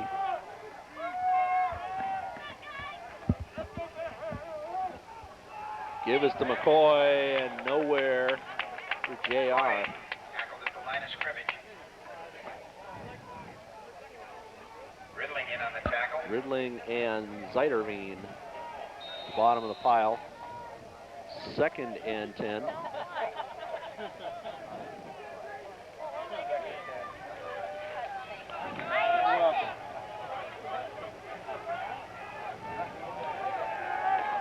And number 5, Monty Cross, in for Riddling on this play. There's Pruitt in motion, pitches to Pruitt, tries that left side, turns the corner, down the sideline, 20-yard pickup for Pruitt before being wrestled out of bounds.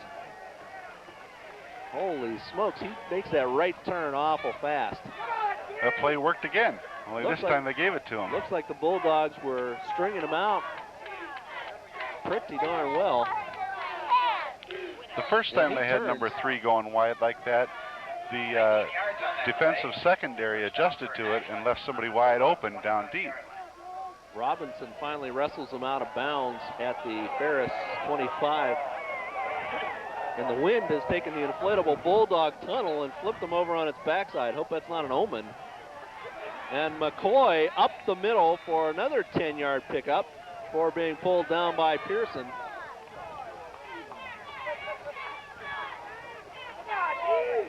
The inflatable Bulldog can't even believe what's happening here. It's knocked him over on his backside.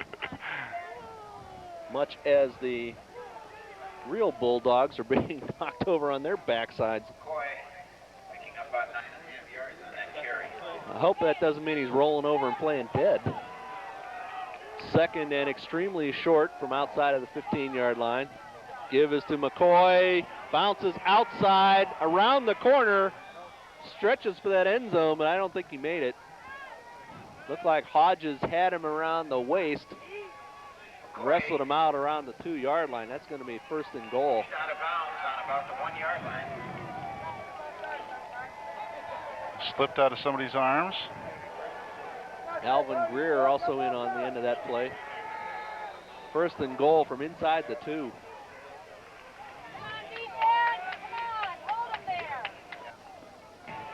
They've been here before.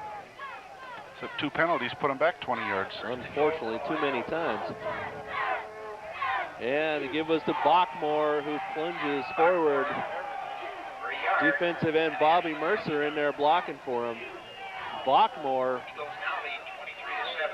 just over 3 minutes into the 2nd half here, gives Ashland a 23-7 lead. They didn't make it look that easy in the first half, so obviously they made some changes too. I hate to be an alarmist, but I'm getting a bit worried here.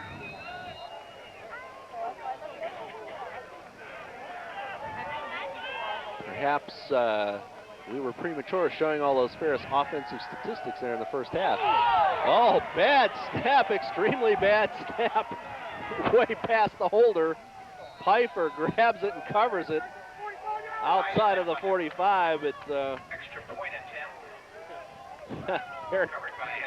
very bad snap from Mike DiCarlo on that play through Keplinger's hands.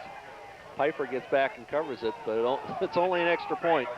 Would have been nice if it had done that on a field goal, but whoa. Let's hope that comes back to haunt them. Well, that may have happened because the rain's picking up again here. Ball changes hands, rain picks up. Well, let's hope that that 1 point comes back to haunt them. Either that or it's completely irrelevant because the Bulldogs score about 49 here in the second half. Ferris's receiving team is set up just the way Ashland's was.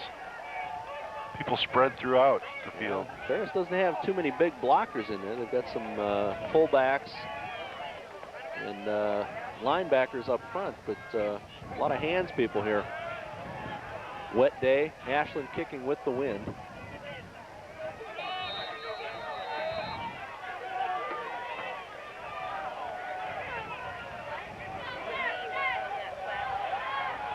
And Pfeiffer boots it, end over end. Coleman takes it at his 3. Clarence heads for the right, crosses the 20. Clarence still moving out over the 30, out to the 37-yard line. That was the last guy to stop him. He had open sailing after that. Not a lot of juking around required for that one by Clarence Coleman. Pretty much just headed for the spot there and beat everyone to it. It's Mosier out there in front plowing the road for him. Then Coleman almost passes him.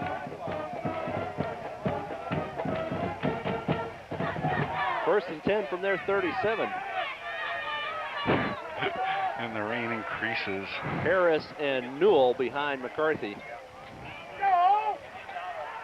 Coleman far side, Mosier near side. Deep give to Harris. And he bounces off a couple of people, but it's dropped after about 2-yard pickup. Usually when we see Mo disappear into a crowd there in the middle, he reappears going around the side, but that time looks like somebody bent him over sideways. 2nd and 8 from their 39. 4 minutes gone here in the third quarter, and Harris caught in the backfield this time. Lincecum and Zach Kaya combined to drop Mo for a yard loss, and Mo gets up limping. Mo limping off to the sideline here. It'll be 3rd and they're gonna give him looks like about a 1-yard loss on that one. 3rd and about 9. Collins, the lone tailback, 3 wides right. Draw to Collins, and they were waiting on that one. Yeah. Lincecum and Jerome Buckner capture him after a 1-yard pickup. That'll bring up 4th and long from the 40-yard line. It's evidenced by the first half. There's low confidence in the passing game today. And this is getting really eerie here. Bulldogs are ready to punt, and the rain has slowed down again. Yeah. Koblenz standing at his 25. Proctor boots low, spiraling over Koblenz. Can he catch it? Giles down quickly to cover it. And Bulldogs down it inside. Larry Newson and Giles got down there extremely quickly. Newson downs it inside the 5. We'll see. Are they going to mark it where Giles first touched it? Yeah, Giles touched it at the Ashland 6. So nice special teams play by the Bulldogs. Ashland's going to head south from their 6 here with 9:39 to go in the third quarter.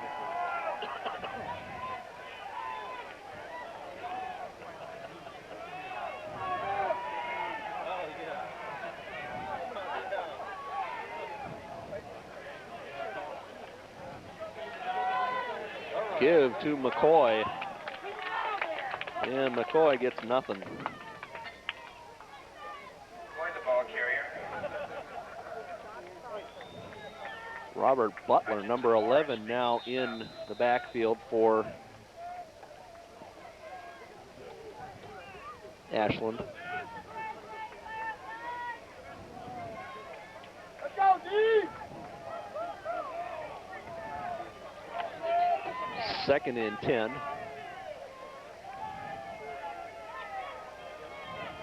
Give again, Bachmore wrapped up. Nothing there for Bachmore that time. Zeiderveen and Ridling over on the sideline. Ridling. Bring down Brockmore. Now to make it 3rd and almost 8 after this play. Watch Ridling, number 55. Man, he covers wall to wall. You see him roam from sideline to sideline. Covers a lot of space from that right linebacker side. 3rd and 8, Leopold to throw. Looking down left side, there's White. Opening. Batted away by Jamar Robinson. He was all over that one. Center fielder Jamar Robinson getting there just as the ball did. Take it one more time, and then if no one claims it, we'll have another drawing. 2-400-81. 2-400-81. Winning pot of gold ticket. 4th down. This is a scary part of the field to be taking that long hike. Keplinger kicking with the wind. Coleman standing at the Ashland 45. Good snap. Oh! Almost straight up. That takes a good Ashland bounce. Holy smokes. He's getting more on the bounce than he did on the fly with that. Ashland watching it roll across midfield. Oh, man, they got a 10, 15 yards on the roll. Jeez. Ends up being a 45-yard punt on a shank job by Keplinger. Nothing Coleman could have done about that. No. Well-coached players know to avoid those bouncers. Bulldogs head north now with 8:36 to go in the 3rd quarter, down 23-7, starting at their 49. Good field position to start at least. And the rain hasn't started yet. Not yet. Harris back in the backfield after limping off at the end of the last series. McCarthy in a crowd, gets it out to Newell, and Newell wrestles it out close to another 10-yard pickup. I think they'll give him credit for about 8 on that one. I think there's a few guys open that time. It looked like Quite a there's few. some guys deeper down the middle. I was watching Harris open on the right side there, but McCarthy in that crowd, I think his only passing lane was down the middle. There were guys open. Newell was the only one he could see. 2nd and a long one. Give to Harris. Harris out across the 40. Mo Harris picks up the first down for the Bulldogs. Lincecum brings him down. But Moving the chains. Not before Mo gets enough, make the first down. B.J. Davis, number 45, also in on the play. That's a nice advantage to this turf without the mud. Makes it a lot easier to see the numbers on those white shirts. I can't tell you how many years we've tried to identify people just from characteristics rather than numbers. Harris, right side, slashes across the 35. Down to about the 32-yard line. Another 8 yards from Mo. Mo Harris on the carry. Jason Davis. Harris again racking up the yards today. Bulldogs haven't dented the end zone for almost 30 minutes of play now, though. 3rd quarter half gone now. 2nd and 4 from the 34. Play action, looking for Mosier, end zone, and I thought that was within reach. Apparently it wasn't. From this angle, it might have looked like it, but Tony DiCarlo, an Ashland fan. I'm sure he'd have been diving for it if there was a chance. if it's within a couple of steps, you've seen Neil Mosier lay out for those balls. 3rd and 4 from the 34. Brute squad in. Trudell and Newell in front of Mike Collins. Give to Collins, left side, crosses the 30. Collins still moving.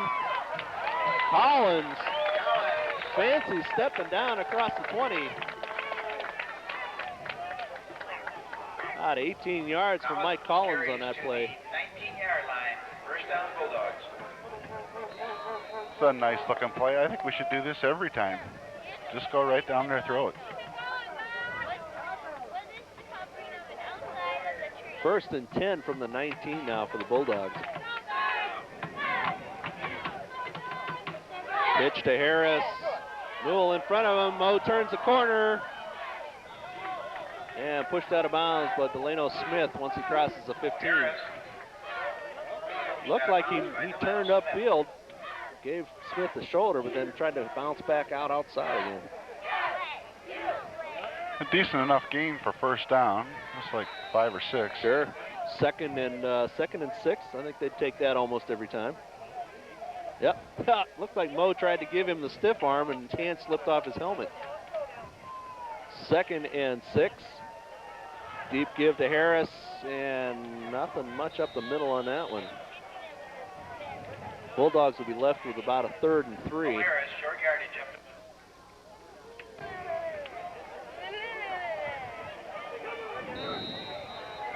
And on a happy note, down at the other end of the field, the tunnel wranglers have successfully caught the balloon and deflated it. So the tunnel will live again. Live to see another game. 3rd and 3, brute squad in, Collins. Oh. Somebody missed their block. Stop for a loss because Brian Wall, Nate Howard, number 59, not 99, penetrated and held him around the knees long enough for 3 helpers to come in.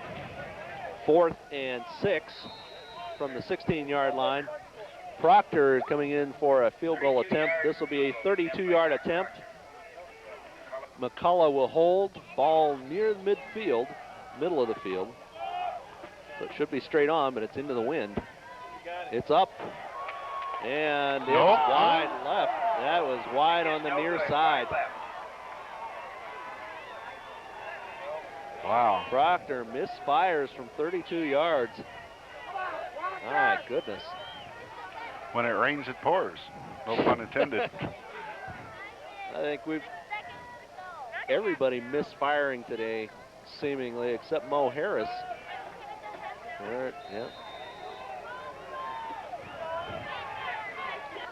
Ashland takes over on downs at their 20. 5:06 to go in the 3rd quarter now. Ashland up 23-7. Give is to McCoy, crosses the 25, out to the 26. 6-yard pickup for McCoy. McCoy carries. Dillon on the stop. Extremely uncharacteristic game by the Bulldogs, at least by the Bulldog offense.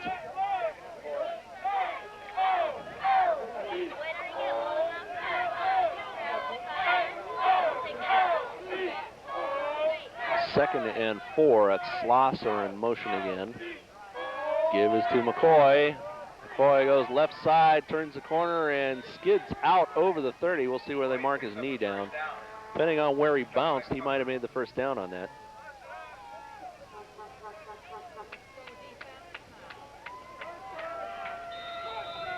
And indeed, they do give him first down yardage on this.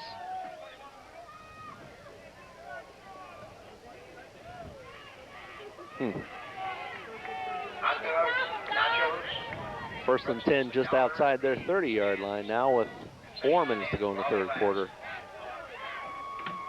Popcorn, 50 cents. And that's Max Lind in motion there. Leopold looking for Grubich. No, Schlosser circling out of the backfield. Pearson and Dillon stop him at the 36, but another 6-yard pickup on first down. And that makes the options for second down quite numerous. Dillon in on the stop.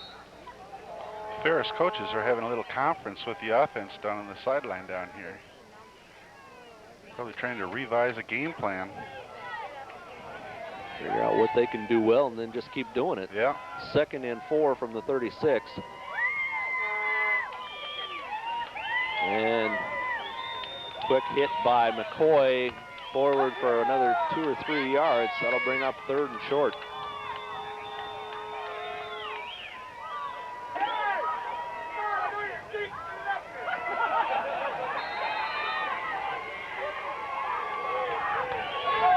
They gave McCoy a 4-yard pickup on that one. Excuse me, 3 yards. Out to the 39, 3rd and a long 1.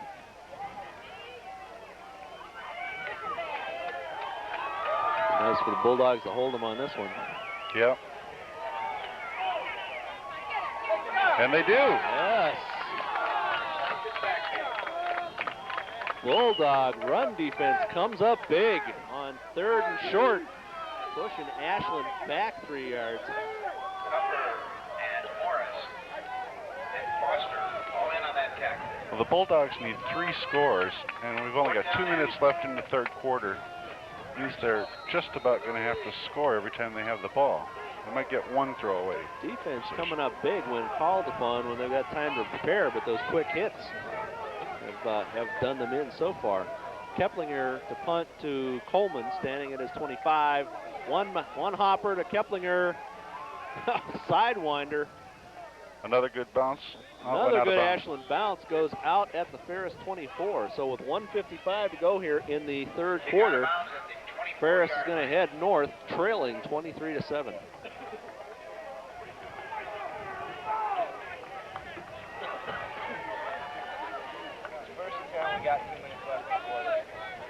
Definitely crunch time for the Bulldogs. If they can put together a nice drive on this one, sure would do something to raise the spirits of the homecoming crowd here.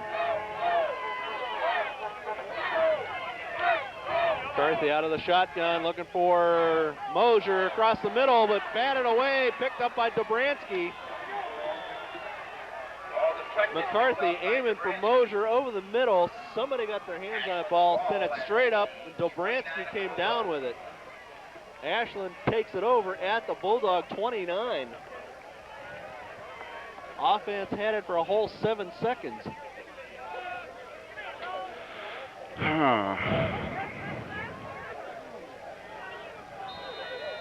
McCarthy tried to gun that thing in there, but must have hit something solid to get that ball to shoot straight up in the air. It was like somebody's like paw, I think. I don't think a paw can do that. It's almost like a shoulder pad or a helmet. They have to bounce that high. New life for the Eagles inside the Bulldog 30. Give to Bachmore.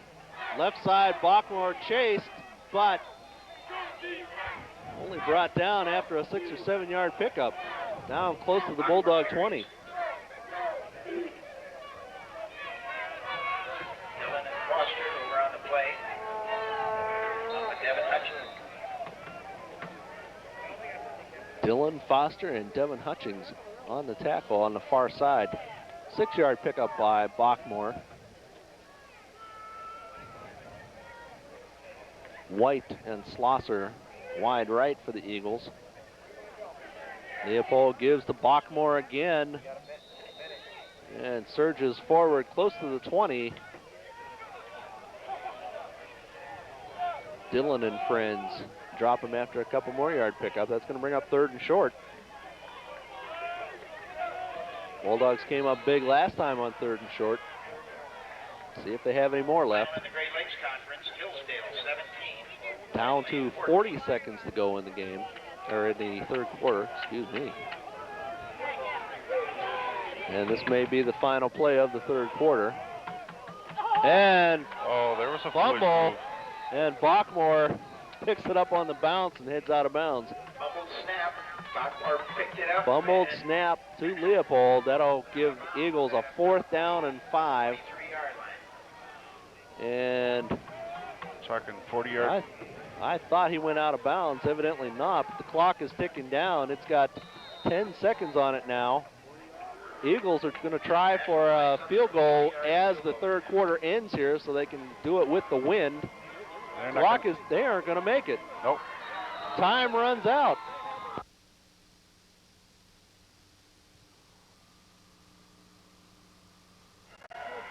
And we're back. We hope you are. Ashland attempting a 40-yard field goal into the wind here to open the fourth quarter. A line drive. And Matt Piper drills it through. That ball never got higher than the top of the uprights. That's about the only way you can make a 40-yarder on a day like today. Stretches the lead for Ashland out to 26-7. Well, now we know why they weren't in such a hurry to get that field goal off by the end of the third quarter. Dogs down by 19 here with 15 minutes to go. 3 touchdowns will still win it. It's going to take at least 3 scores of some kind.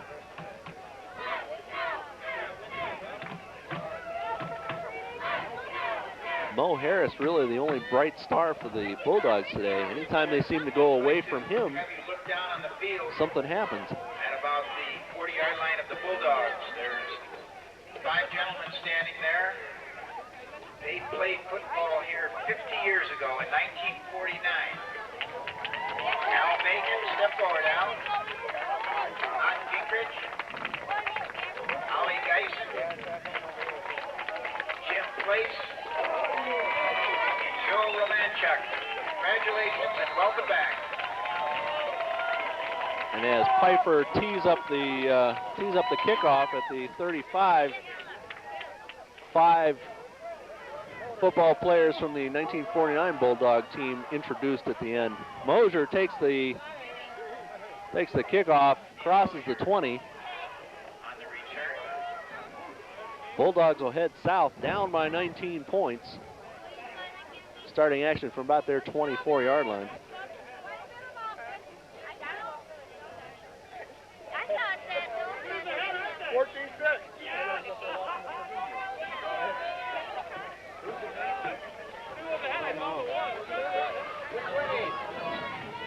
.48 to go in the game. Bulldogs need to make up a 19-point deficit. They're going to need to air it out now. And McCarthy tries shooting it into Mosier on a quick in there. And as we've seen several times today, in and out of the hands.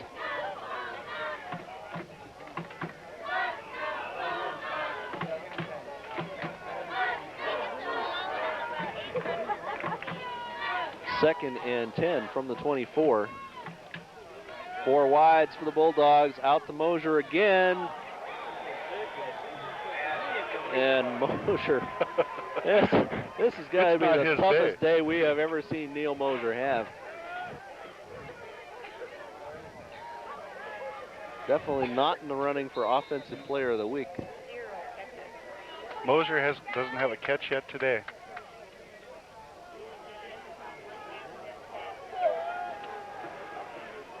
I'm sure he has a consecutive game catch record going.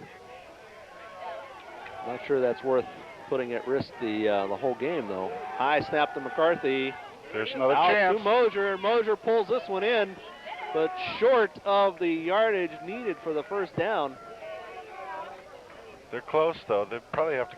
I don't know if they'll go for it or not. At the 32. We'll see where they plant it here.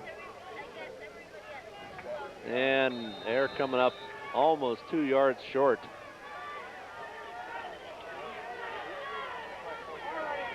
And the Brute Squad comes in. Collins fronted by Newell and Trudell. 4th and a yard from the 33. Bulldogs need to make it to the 34. They're going for it on 4th down in their own territory. Everybody knows Collins is getting it. Collins he did it easily over the 35. You got to think with the success the running game's having today, if they just keep it on the ground, they could do something to make up this deficit. We wonder if they've got enough time to put together three drives on the ground, though. I don't think they do now.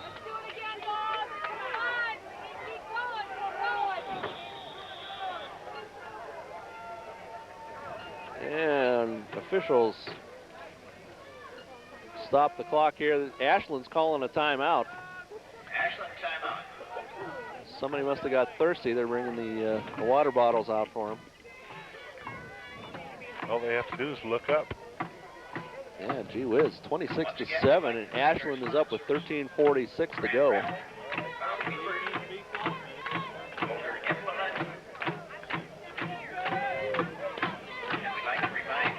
Even if they're somehow able to pull this one out, Bulldogs are due to tumble in the national rankings. Ranked number 18, I believe, in all of Division II, as far as that goes, and then number 6 in the Northeast region. They need to crack the top 4 to be in for a playoff bid. Well, it seems to be traditional. I don't think it's automatic that the winner of the Great Lakes Conference actually makes it into the Northeast playoffs.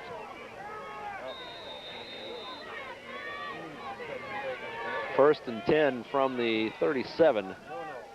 McCarthy, Searles takes it out close to the 45-yard line.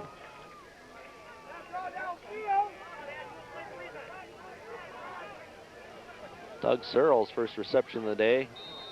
No 7-yard pickup. McCarthy calling for the chicken dance again. There's Searles out to the 40.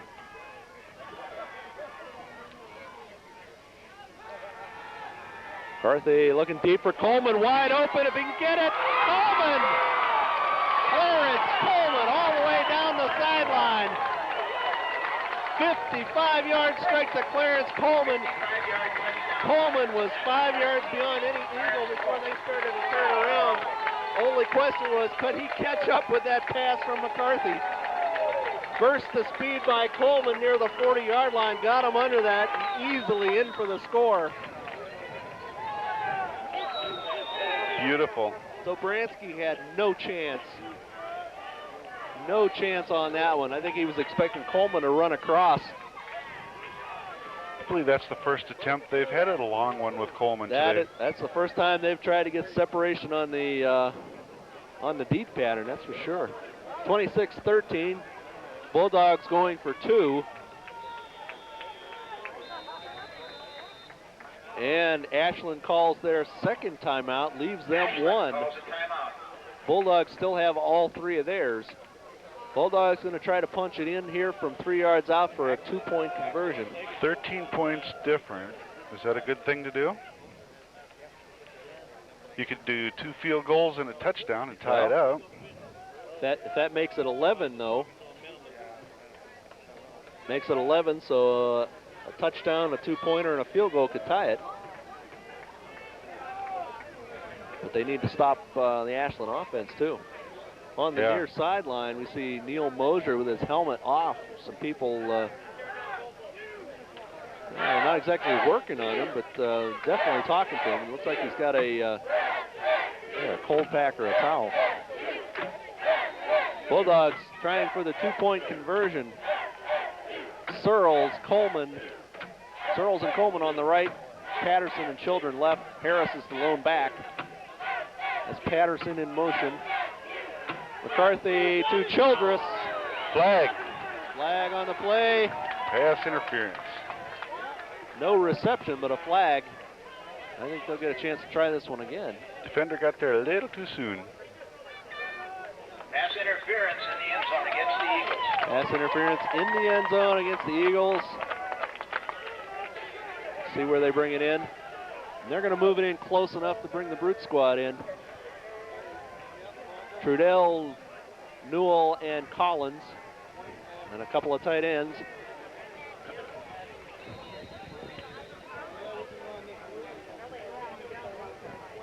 And you know for darn sure Collins is going to get this one. Scott Holmes and Hepner in tight as tight ends. Trudell and Newell. The Eagles know Collins is coming too. I don't think he's gotten less than 3 yards when they know that he's going to get it. Fake. Oh, he's what? And oh, no. Pass batted away. Oh, no. Hepner. Brian Wall got in there, wasn't fooled by the play action, and deflected that pass away from McCarthy. Ashland 26, Ferris State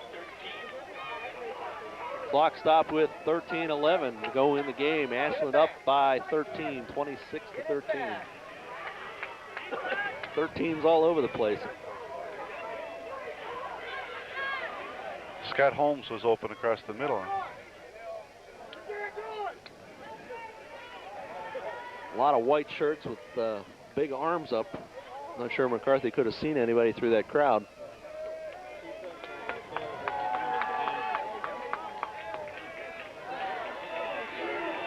Dogs need to get 2 touchdowns now. Have a chance to pull this one off.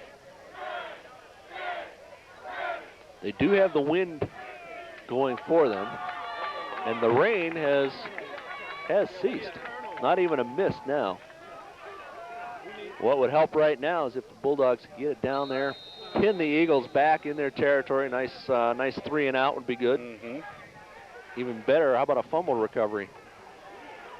And Proctor puts this one almost out the back of the end zone. Paps just watched it sail over his shoulder. You see the ball hit the ground there, splashed when it hit, so there's still some water on the field. Oh, definitely some water on the field. The AstroTurf they put down here does a good job of wicking it away, but it's down there deep within the pile.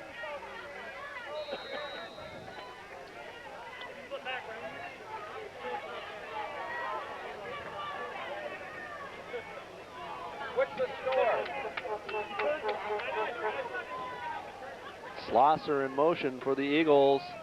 Give is to Bachmore, tries the right side, makes the corner, out across the 30. Bachmore looks like he stumbled at the 25, put a hand down, kept himself up, picked up another 7 yards. Bachmore picks up the first down for the Eagles. I think it's the first time Bachmore's tried the right side. He's been running left. First down out at the Eagle 33. Clock rolling with 12:45 to go in the game now.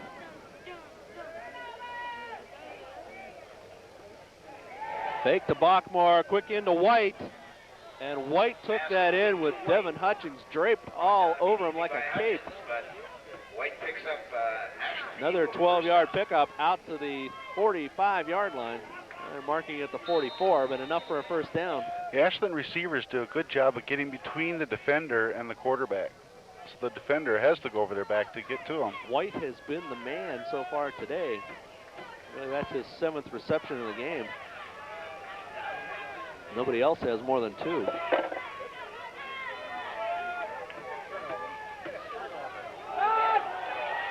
Draw to Robert Butler. Blocking back, gets the call on that one. Surges forward across midfield for a 9-yard pickup. That gives Ashland a 2nd and short.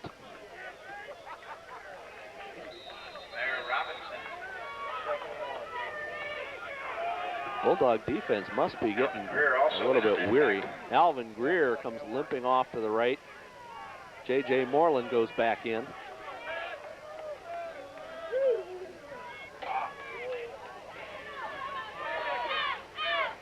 And give us to Bachmore, and Bachmore wrestled out of bounds. Did not make the corner, did not make first down. So it'll be 3rd and short. Nice thing though, they stopped the clock on that.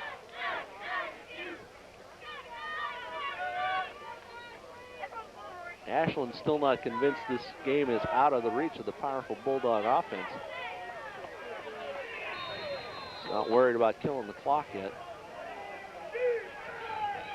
And it'll be 3rd and less than a yard.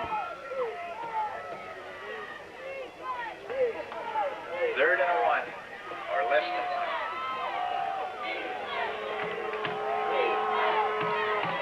1. 3rd and short for the Eagles. Give is to Bachmore. Bachmore steps over the crowd and over the 45 down to the 43. First down, Eagles. Looked like he took about 2 steps off the backs of different people. Sure did. Up and over the fallen Bulldogs. Ball on the 44-yard line. 1st and 10 on the Bulldog 44 with just over 11 minutes to go.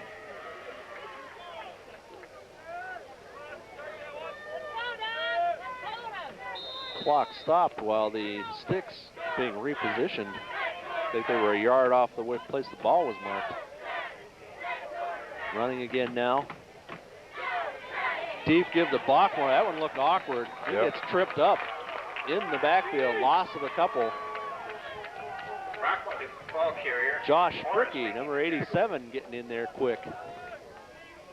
Catching Bachmore before he could make the corner.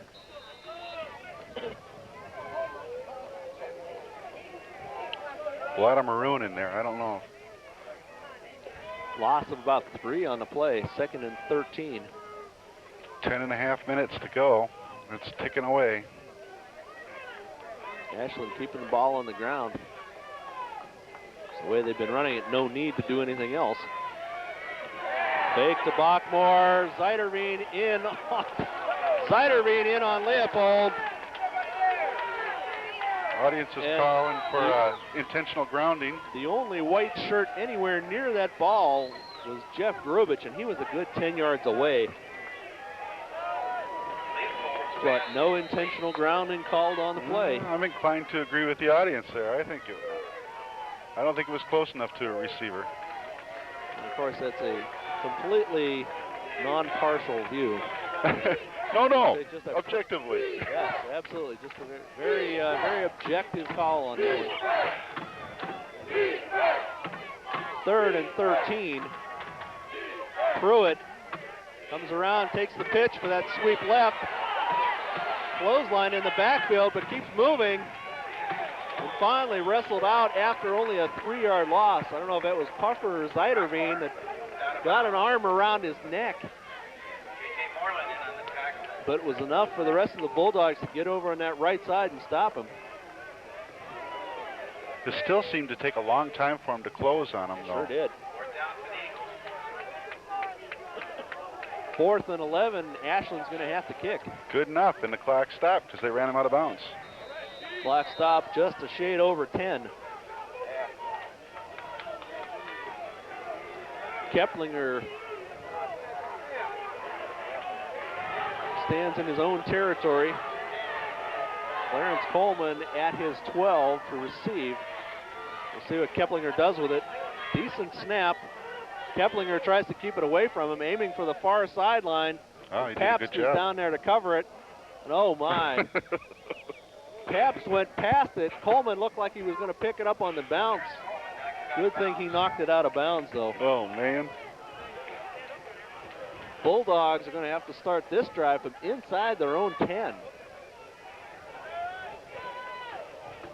Inside their own 10.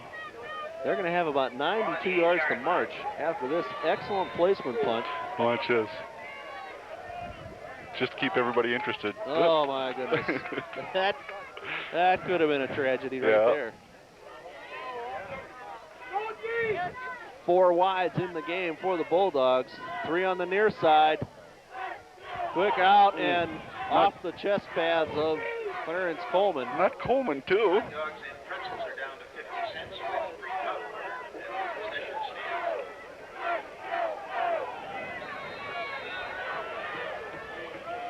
stand. Stops the clock with 9:49 to go. Not a key factor just yet. Plenty of time for 2 drives. Yeah. We got to catch those passes, Not though. enough to be playing around like this. 2nd and 10 from the 9. McCarthy pump fake. Coleman right side. And Clarence just missed it by a step. Covered on the play by Smith. Delano Smith covering on the play. Don't often see anybody overthrow Clarence Coleman. Hard to put one up there he can't catch up with.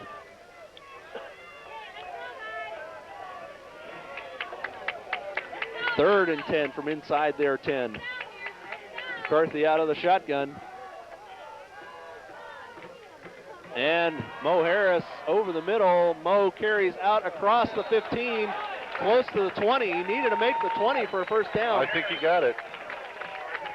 And good 3rd and 4th effort by Mo Harris moves the chains. First down Bulldogs at their 20.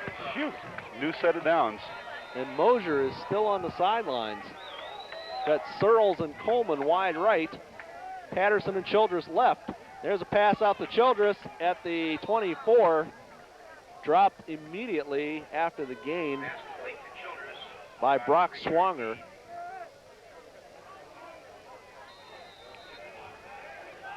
Just as good as a 4-yard run. Actually, they're giving him 5 yards out to the 25.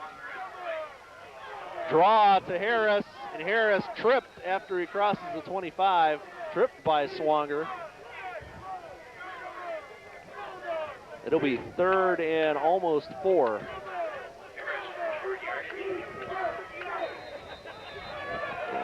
Check that, make it 3rd and 3. They gave Harris the benefit of the bounce there. Quick out to Coleman. Coleman takes it in across the 30. That'll be first down yardage. Yep. Moving the sticks. Bulldogs going with no huddles here. Gonna have to break a big one pretty soon, though. Well, when the Eagles start coming up to defend that short stuff like this. Yeah. I guess they'll take what the defense gives them. Well, you can see that the defense really respects Coleman's deep speed. Another one out to Coleman at the 35, and Coleman gets Bulldog down at the 37. Dirk Lincecum got him around the neck, pulled him down after about a 5-yard pickup. Now he's out the right side. 2nd and 5. Draw to Harris. Harris got room to run, crosses the 40. And somehow Dobransky and Smith got out of Coleman's block there and came up to stop Harris after only a couple-yard gain. It's going to be 3rd and a long 2 from the 40-yard line. He covered a lot of real estate for 2 yards. Sure did. 3rd and a long 2. McCarthy to Searles at the 45, first down. Keeps them moving, but the time is ticking away, down to 7:22 now. Everything's very methodical. When is the deep one going to come?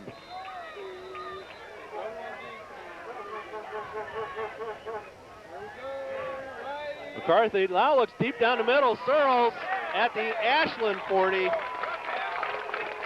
Another first down. There's a bigger bite. Something a little different.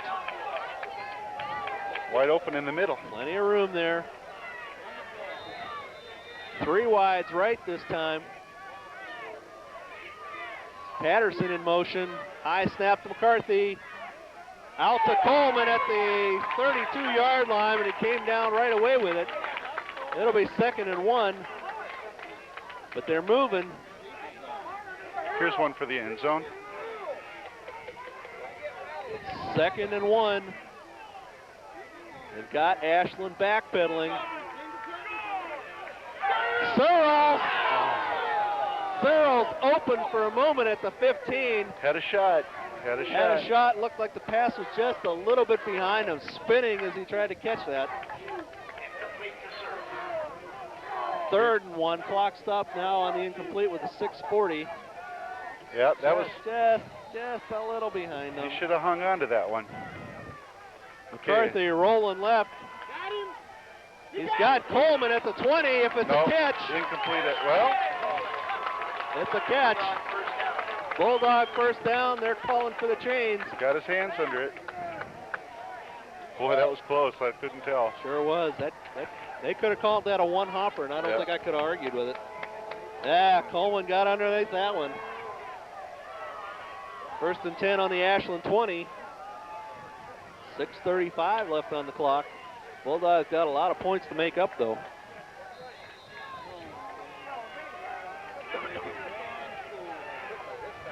Draw to Harris. Harris goes across the 20, but not much more. Down about the 18.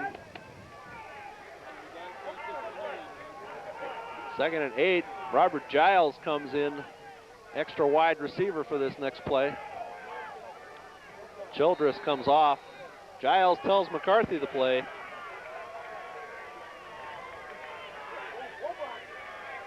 McCarthy pump fake, right corner for Coleman. Couldn't get around his defender to get there. No, Smith had the position on that one. Coleman couldn't run around him fast enough.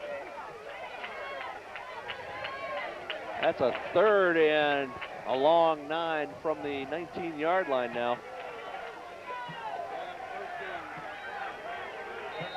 Okay, it's time to think about first down now. And a yellow And flag. Too many men on the field. I don't know. And couldn't get Robert Giles off fast enough for that one. Bulldogs set on that play before Giles was able to get off the field. So that'll back the Bulldogs up 5 more yards. It's going to be 3rd and 14 from about the 24-yard line. They need to make the 10 for a first down. Be nicer if they'd make the end zone.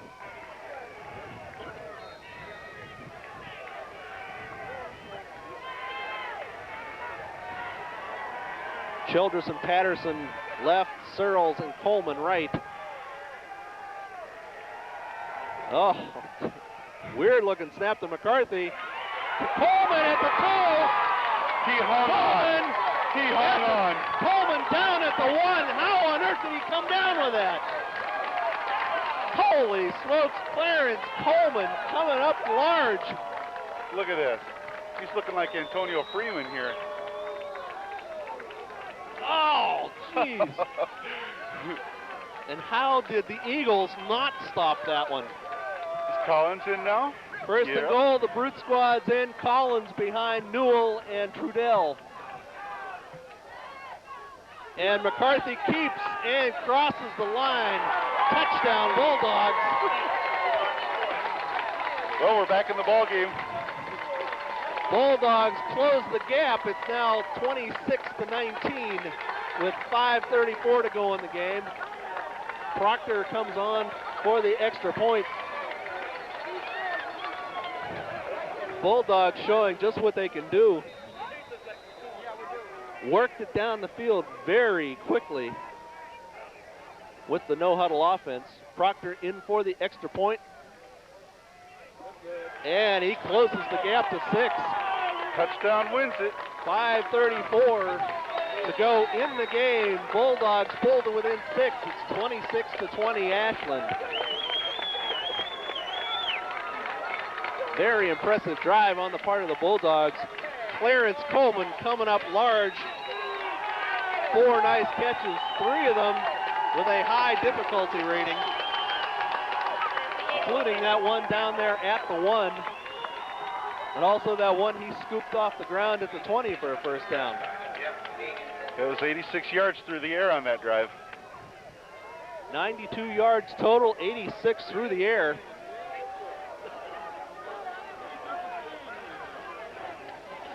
Bulldog defense needs to do their part now, stopping Ashland. 3 and out would be great. We'll see if Ashland goes into the defensive mode here when they get the ball.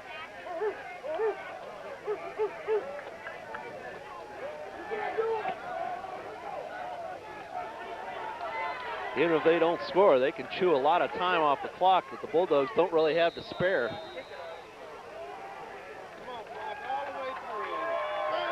And Proctor drives it, taps over his shoulder in the end zone, and he'll take a knee. Proctor puts it in the end zone. Ashland takes a touchback. They'll start at their 20. And they are going into the wind now. 5.5 to go here in the game. Ashland trying to protect a 6-point lead. Bulldogs trying to take it away from them. I'd say the defense is inspired now.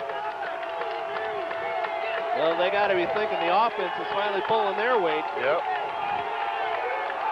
Have not seen Alvin Greer for a while on the sideline nursing that ankle, we hope. Give is to McCoy. McCoy. Oh, he didn't get a knee in the down? backfield, but didn't go down. Foster caught him in the backfield, and I don't know how he kept the knee off the ground on that one. But squirts forward for about a 6-yard pickup. Here it is again. And does he go Watch down? it, right? Oh, he caught himself. He caught himself. See, I can be objective. Good, yeah, good play.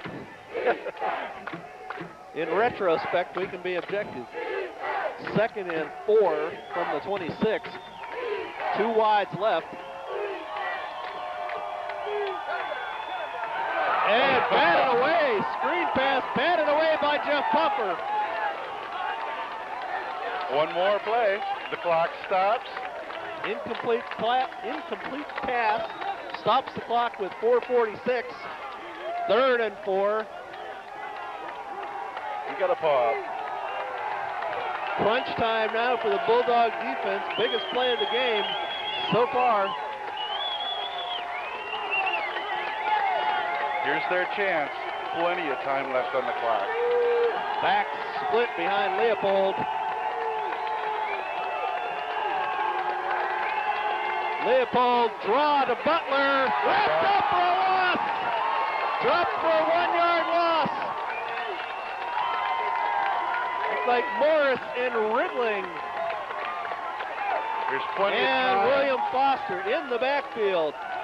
No need to call a timeout. 4th and 5 from the 25-yard line. Look at that. He grabbed a hold and he wasn't going to slip through his arms. Well done defense.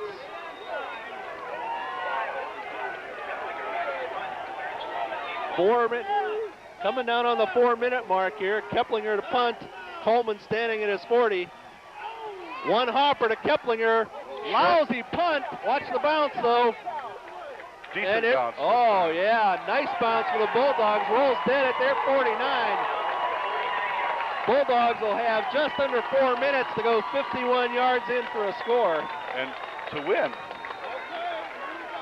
Well, touchdown would tie it. A point would give them the lead.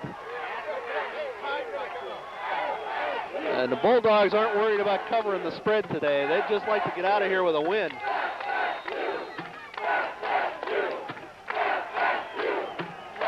And I feel certain that Bulldogs have called a number of plays.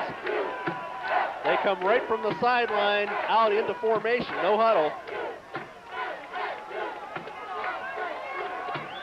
4 wides, 2 on each side. Draw to Harris, crosses midfield, across the 45. Harris finally stopped by Dobransky. I think he was short of the 40 there. Yeah, they stopped him a yard short of the first down. 2nd and 1. Again, no huddle. That was a good play call they did there. Sure was. McCarthy calls the play. Here we're back to left. And McCarthy looking downfield. There's Searles, takes it in at the 20. Doug Searles.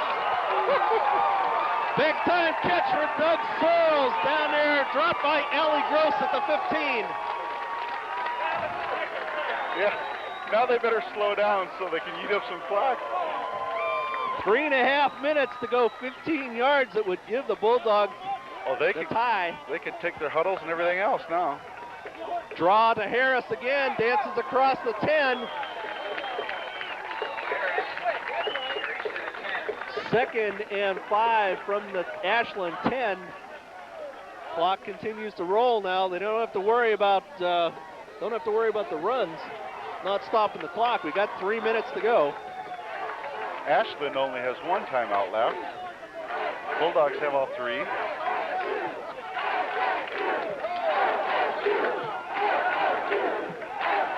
Three wides right this time for McCarthy out of the shotgun. That's Patterson in motion. McCarthy looking for Coleman, end zone. No flag. A little bit tall for him. Coleman wanted a flag, but Coleman drove Delano Smith 3 yards into the end zone, turned around. Ball too high for either of them, though. Stops the clock with 2:43 to go. 3rd and 5 from the 15-yard line. oof. Now, I don't know. I would bring Collins in again and power it. Figure 2 plays to power it for a first down. McCarthy rolling right, looking for Coleman again.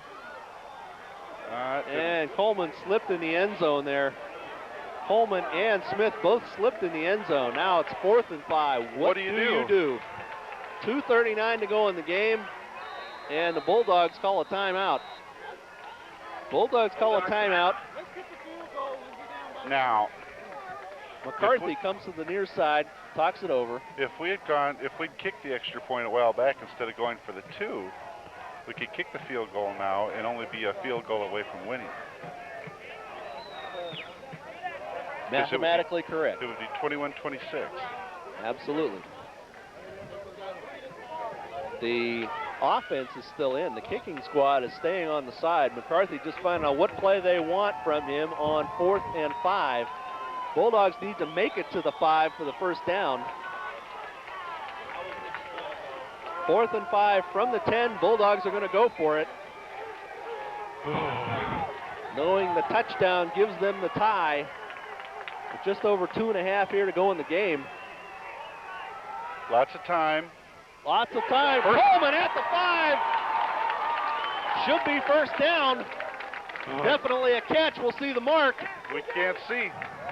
Coleman looks happy. He's calling the first down. Oh, they're going to measure it on the near side. and we got the down camera right there. It's right on the 5. Oh, man. The marker looks like it might just be on the far side of it. If it's short, it's not by much. And that would be the stop of the day by the Ashland defense. Talk about a game of inches.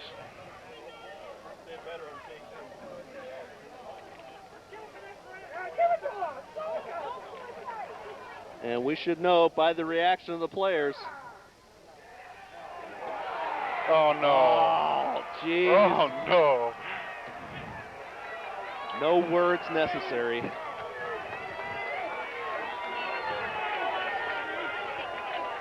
Bulldogs give Smith all the credit on that one, keeping Coleman from crossing the 5. Let's measure that again. 2:33 to go in the game. Bulldogs down by 6. Ashland has 1 timeout. Bulldogs have 2. I think we'll see them start calling them.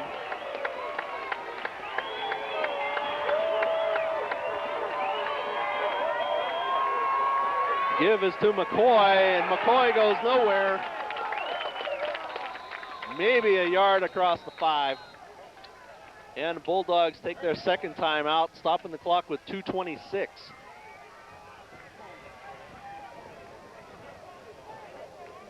This would be a tremendous comeback by the Bulldogs if they can pull it out.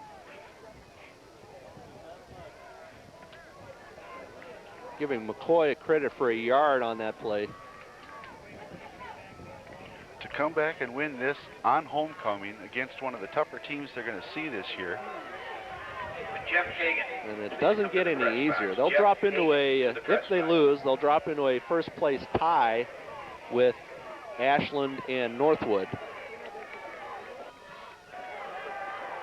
And next week it doesn't get any easier against Michigan Tech. Thank goodness it's a home game. But after that, Hillsdale, Chargers and no slouches. And of course Grand Valley. Bulldogs still could pull out the championship with a loss here. They'd have to run the table. It'd be much easier if they could just pull this one out. Wouldn't have to worry about it.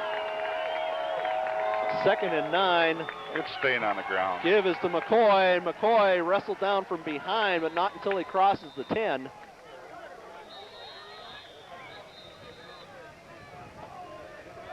Ryan Morris on the tackle, but McCoy picked up an important 5 yards, takes it out close to the 17-yard line. Out to the 16. It'll be 3rd and 4 now. Clock stopped with 2:18 to go. Question is, does Ashland have the guts to throw it now? If they get a first down, they'll probably be able to run the clock out. If not, if they get a first down, they can definitely run the clock out. Extremely important play here for the Bulldogs. Bulldogs cannot stop the clock anymore. They're out of timeouts.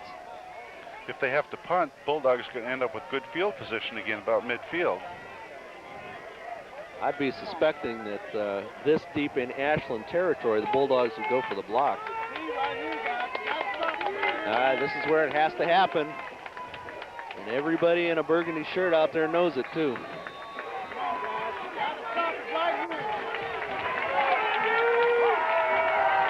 Third and 4, 2:18 to go in the game.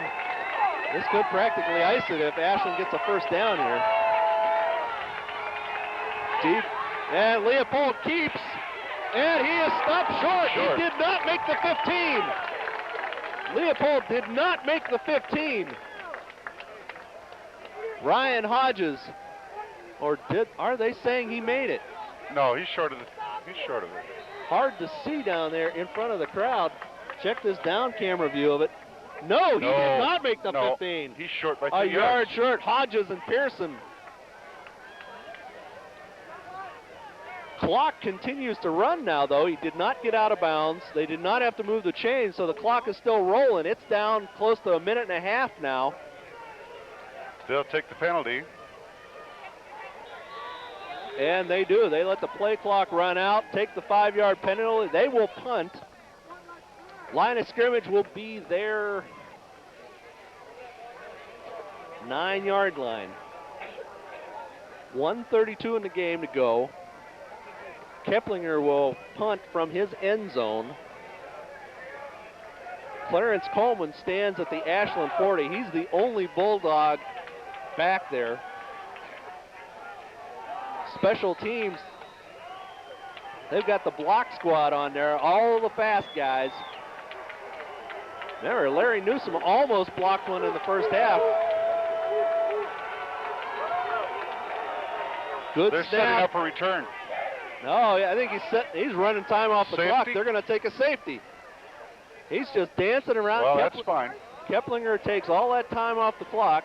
Oh, they get to punt out of the end zone anyway. They will give the Bulldogs the 2 points, knowing the Bulldogs still need a touchdown. Well, that was smart. Now he gets a free kick from his 20, Uh-huh. and they can set up for a decent return. Well, that was very smart. Smart play by the Ashland Eagles.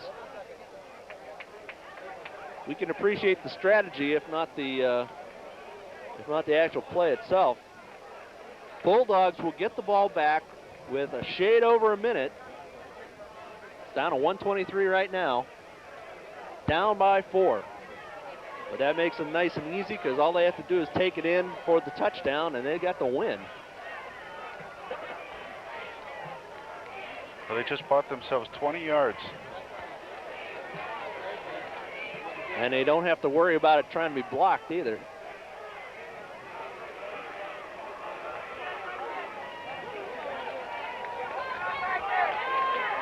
So Bulldogs special teams in. Free kick from the 20. And instead of a punt, as sometimes we see on these free kicks, Matt Pfeiffer is in. He's going to tee it up at the 20. He's going to tee it up into the wind. Bulldogs have the return team on. Coleman and Mo Harris are both deep. Standing at the Bulldog 30-yard line. Bulldogs will get good field position on this, but not much time to do anything with it. Pfeiffer, Short. end over end, short. Comes to Coleman at his 40. And Clarence goes up the left side, out of bounds near midfield. Clock stopped with 1:19 to go. Bulldogs got 79 seconds to move 50 yards.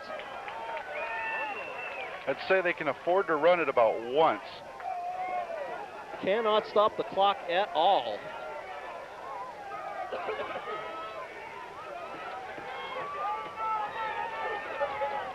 Bulldogs have 4 wides. Childress, Patterson, Wright, Searles, and Coleman on the near side. McCarthy looking for Searles. No, Coleman down the right side. He's and covered. there's a flaggable one. Oh, No. Smith. He had good defense on him the whole way. Smith bumping Coleman for the last 10 yards of that. He was toe-to-toe with him before the ball ever even left the air.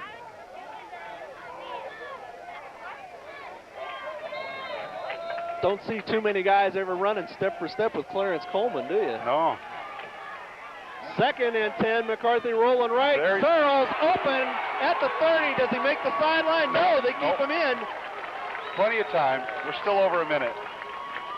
Still over a minute to go, but not much to burn. Scott Parks keeps Searles from making the sideline. It'll be first down from just outside the Ashland 30. Good job by Scott Parks, did what he needed to. McCarthy looking for Coleman. Oh, Harris at the 25. Harris at 15 and out of bounds. Mo Harris. Another first down. Nice job by Mo, stopping the clock with 55 to go. Another first down, Bulldogs inside the Ashland 15.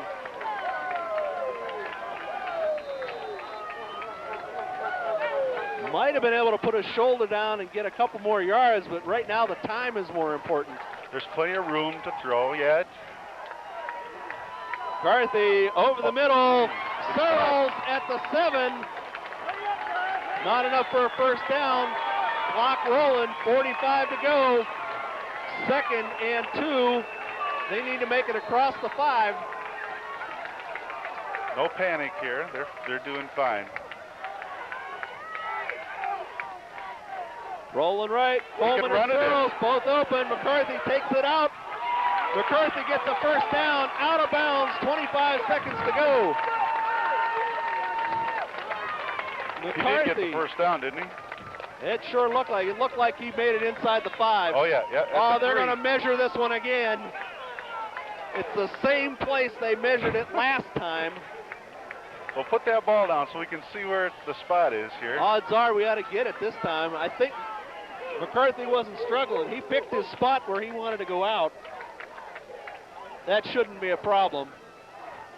Unless the guy on this side, you know, when somebody's rumbling towards them, yeah, first down. All right. When somebody's coming towards that guy with a stick, he just drops it and gets out of the way. Yeah. First down inside the Ashland 5, 25 seconds to go. Bulldogs need to score, and they will take this one home. Back off the field, please. Back off the field. Enter the Bulldogs.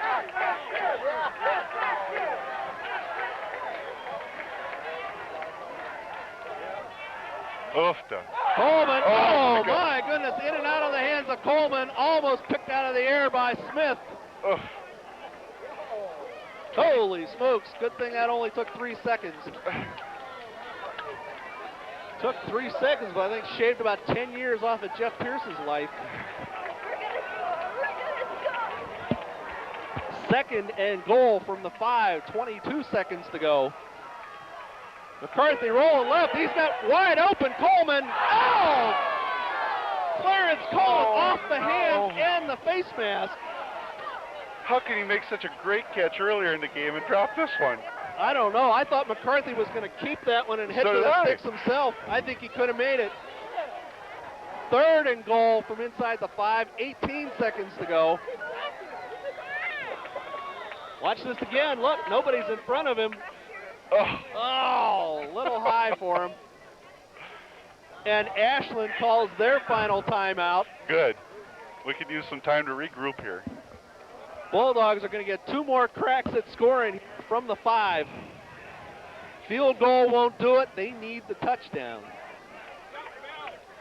18 seconds to go, 26-22 Ashland. And this is certainly the most exciting ending we've seen here this year. Tell you the truth, the blowouts are easier on the ulcer, though. They're 5 yards away from making everybody's day today.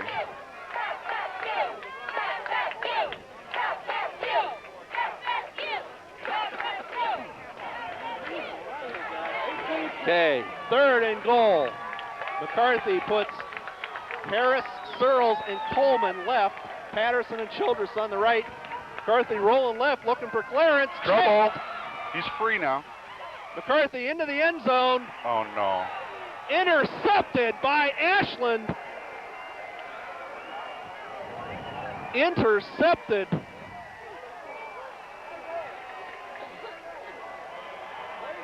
Intercepted by 15, Scott Parks. He intercepted a bullet.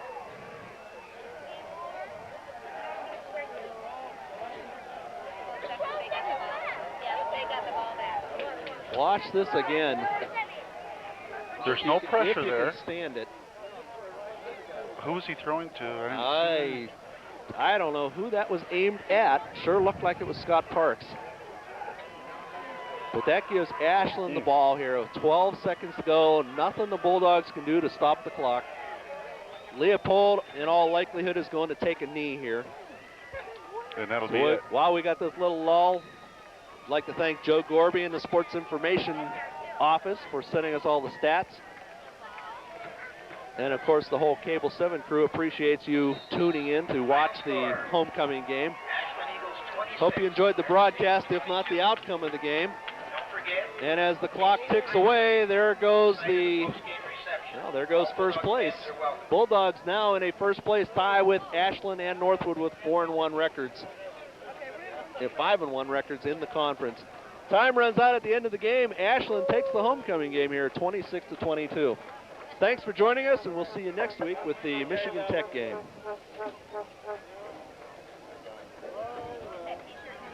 Oh, the pain.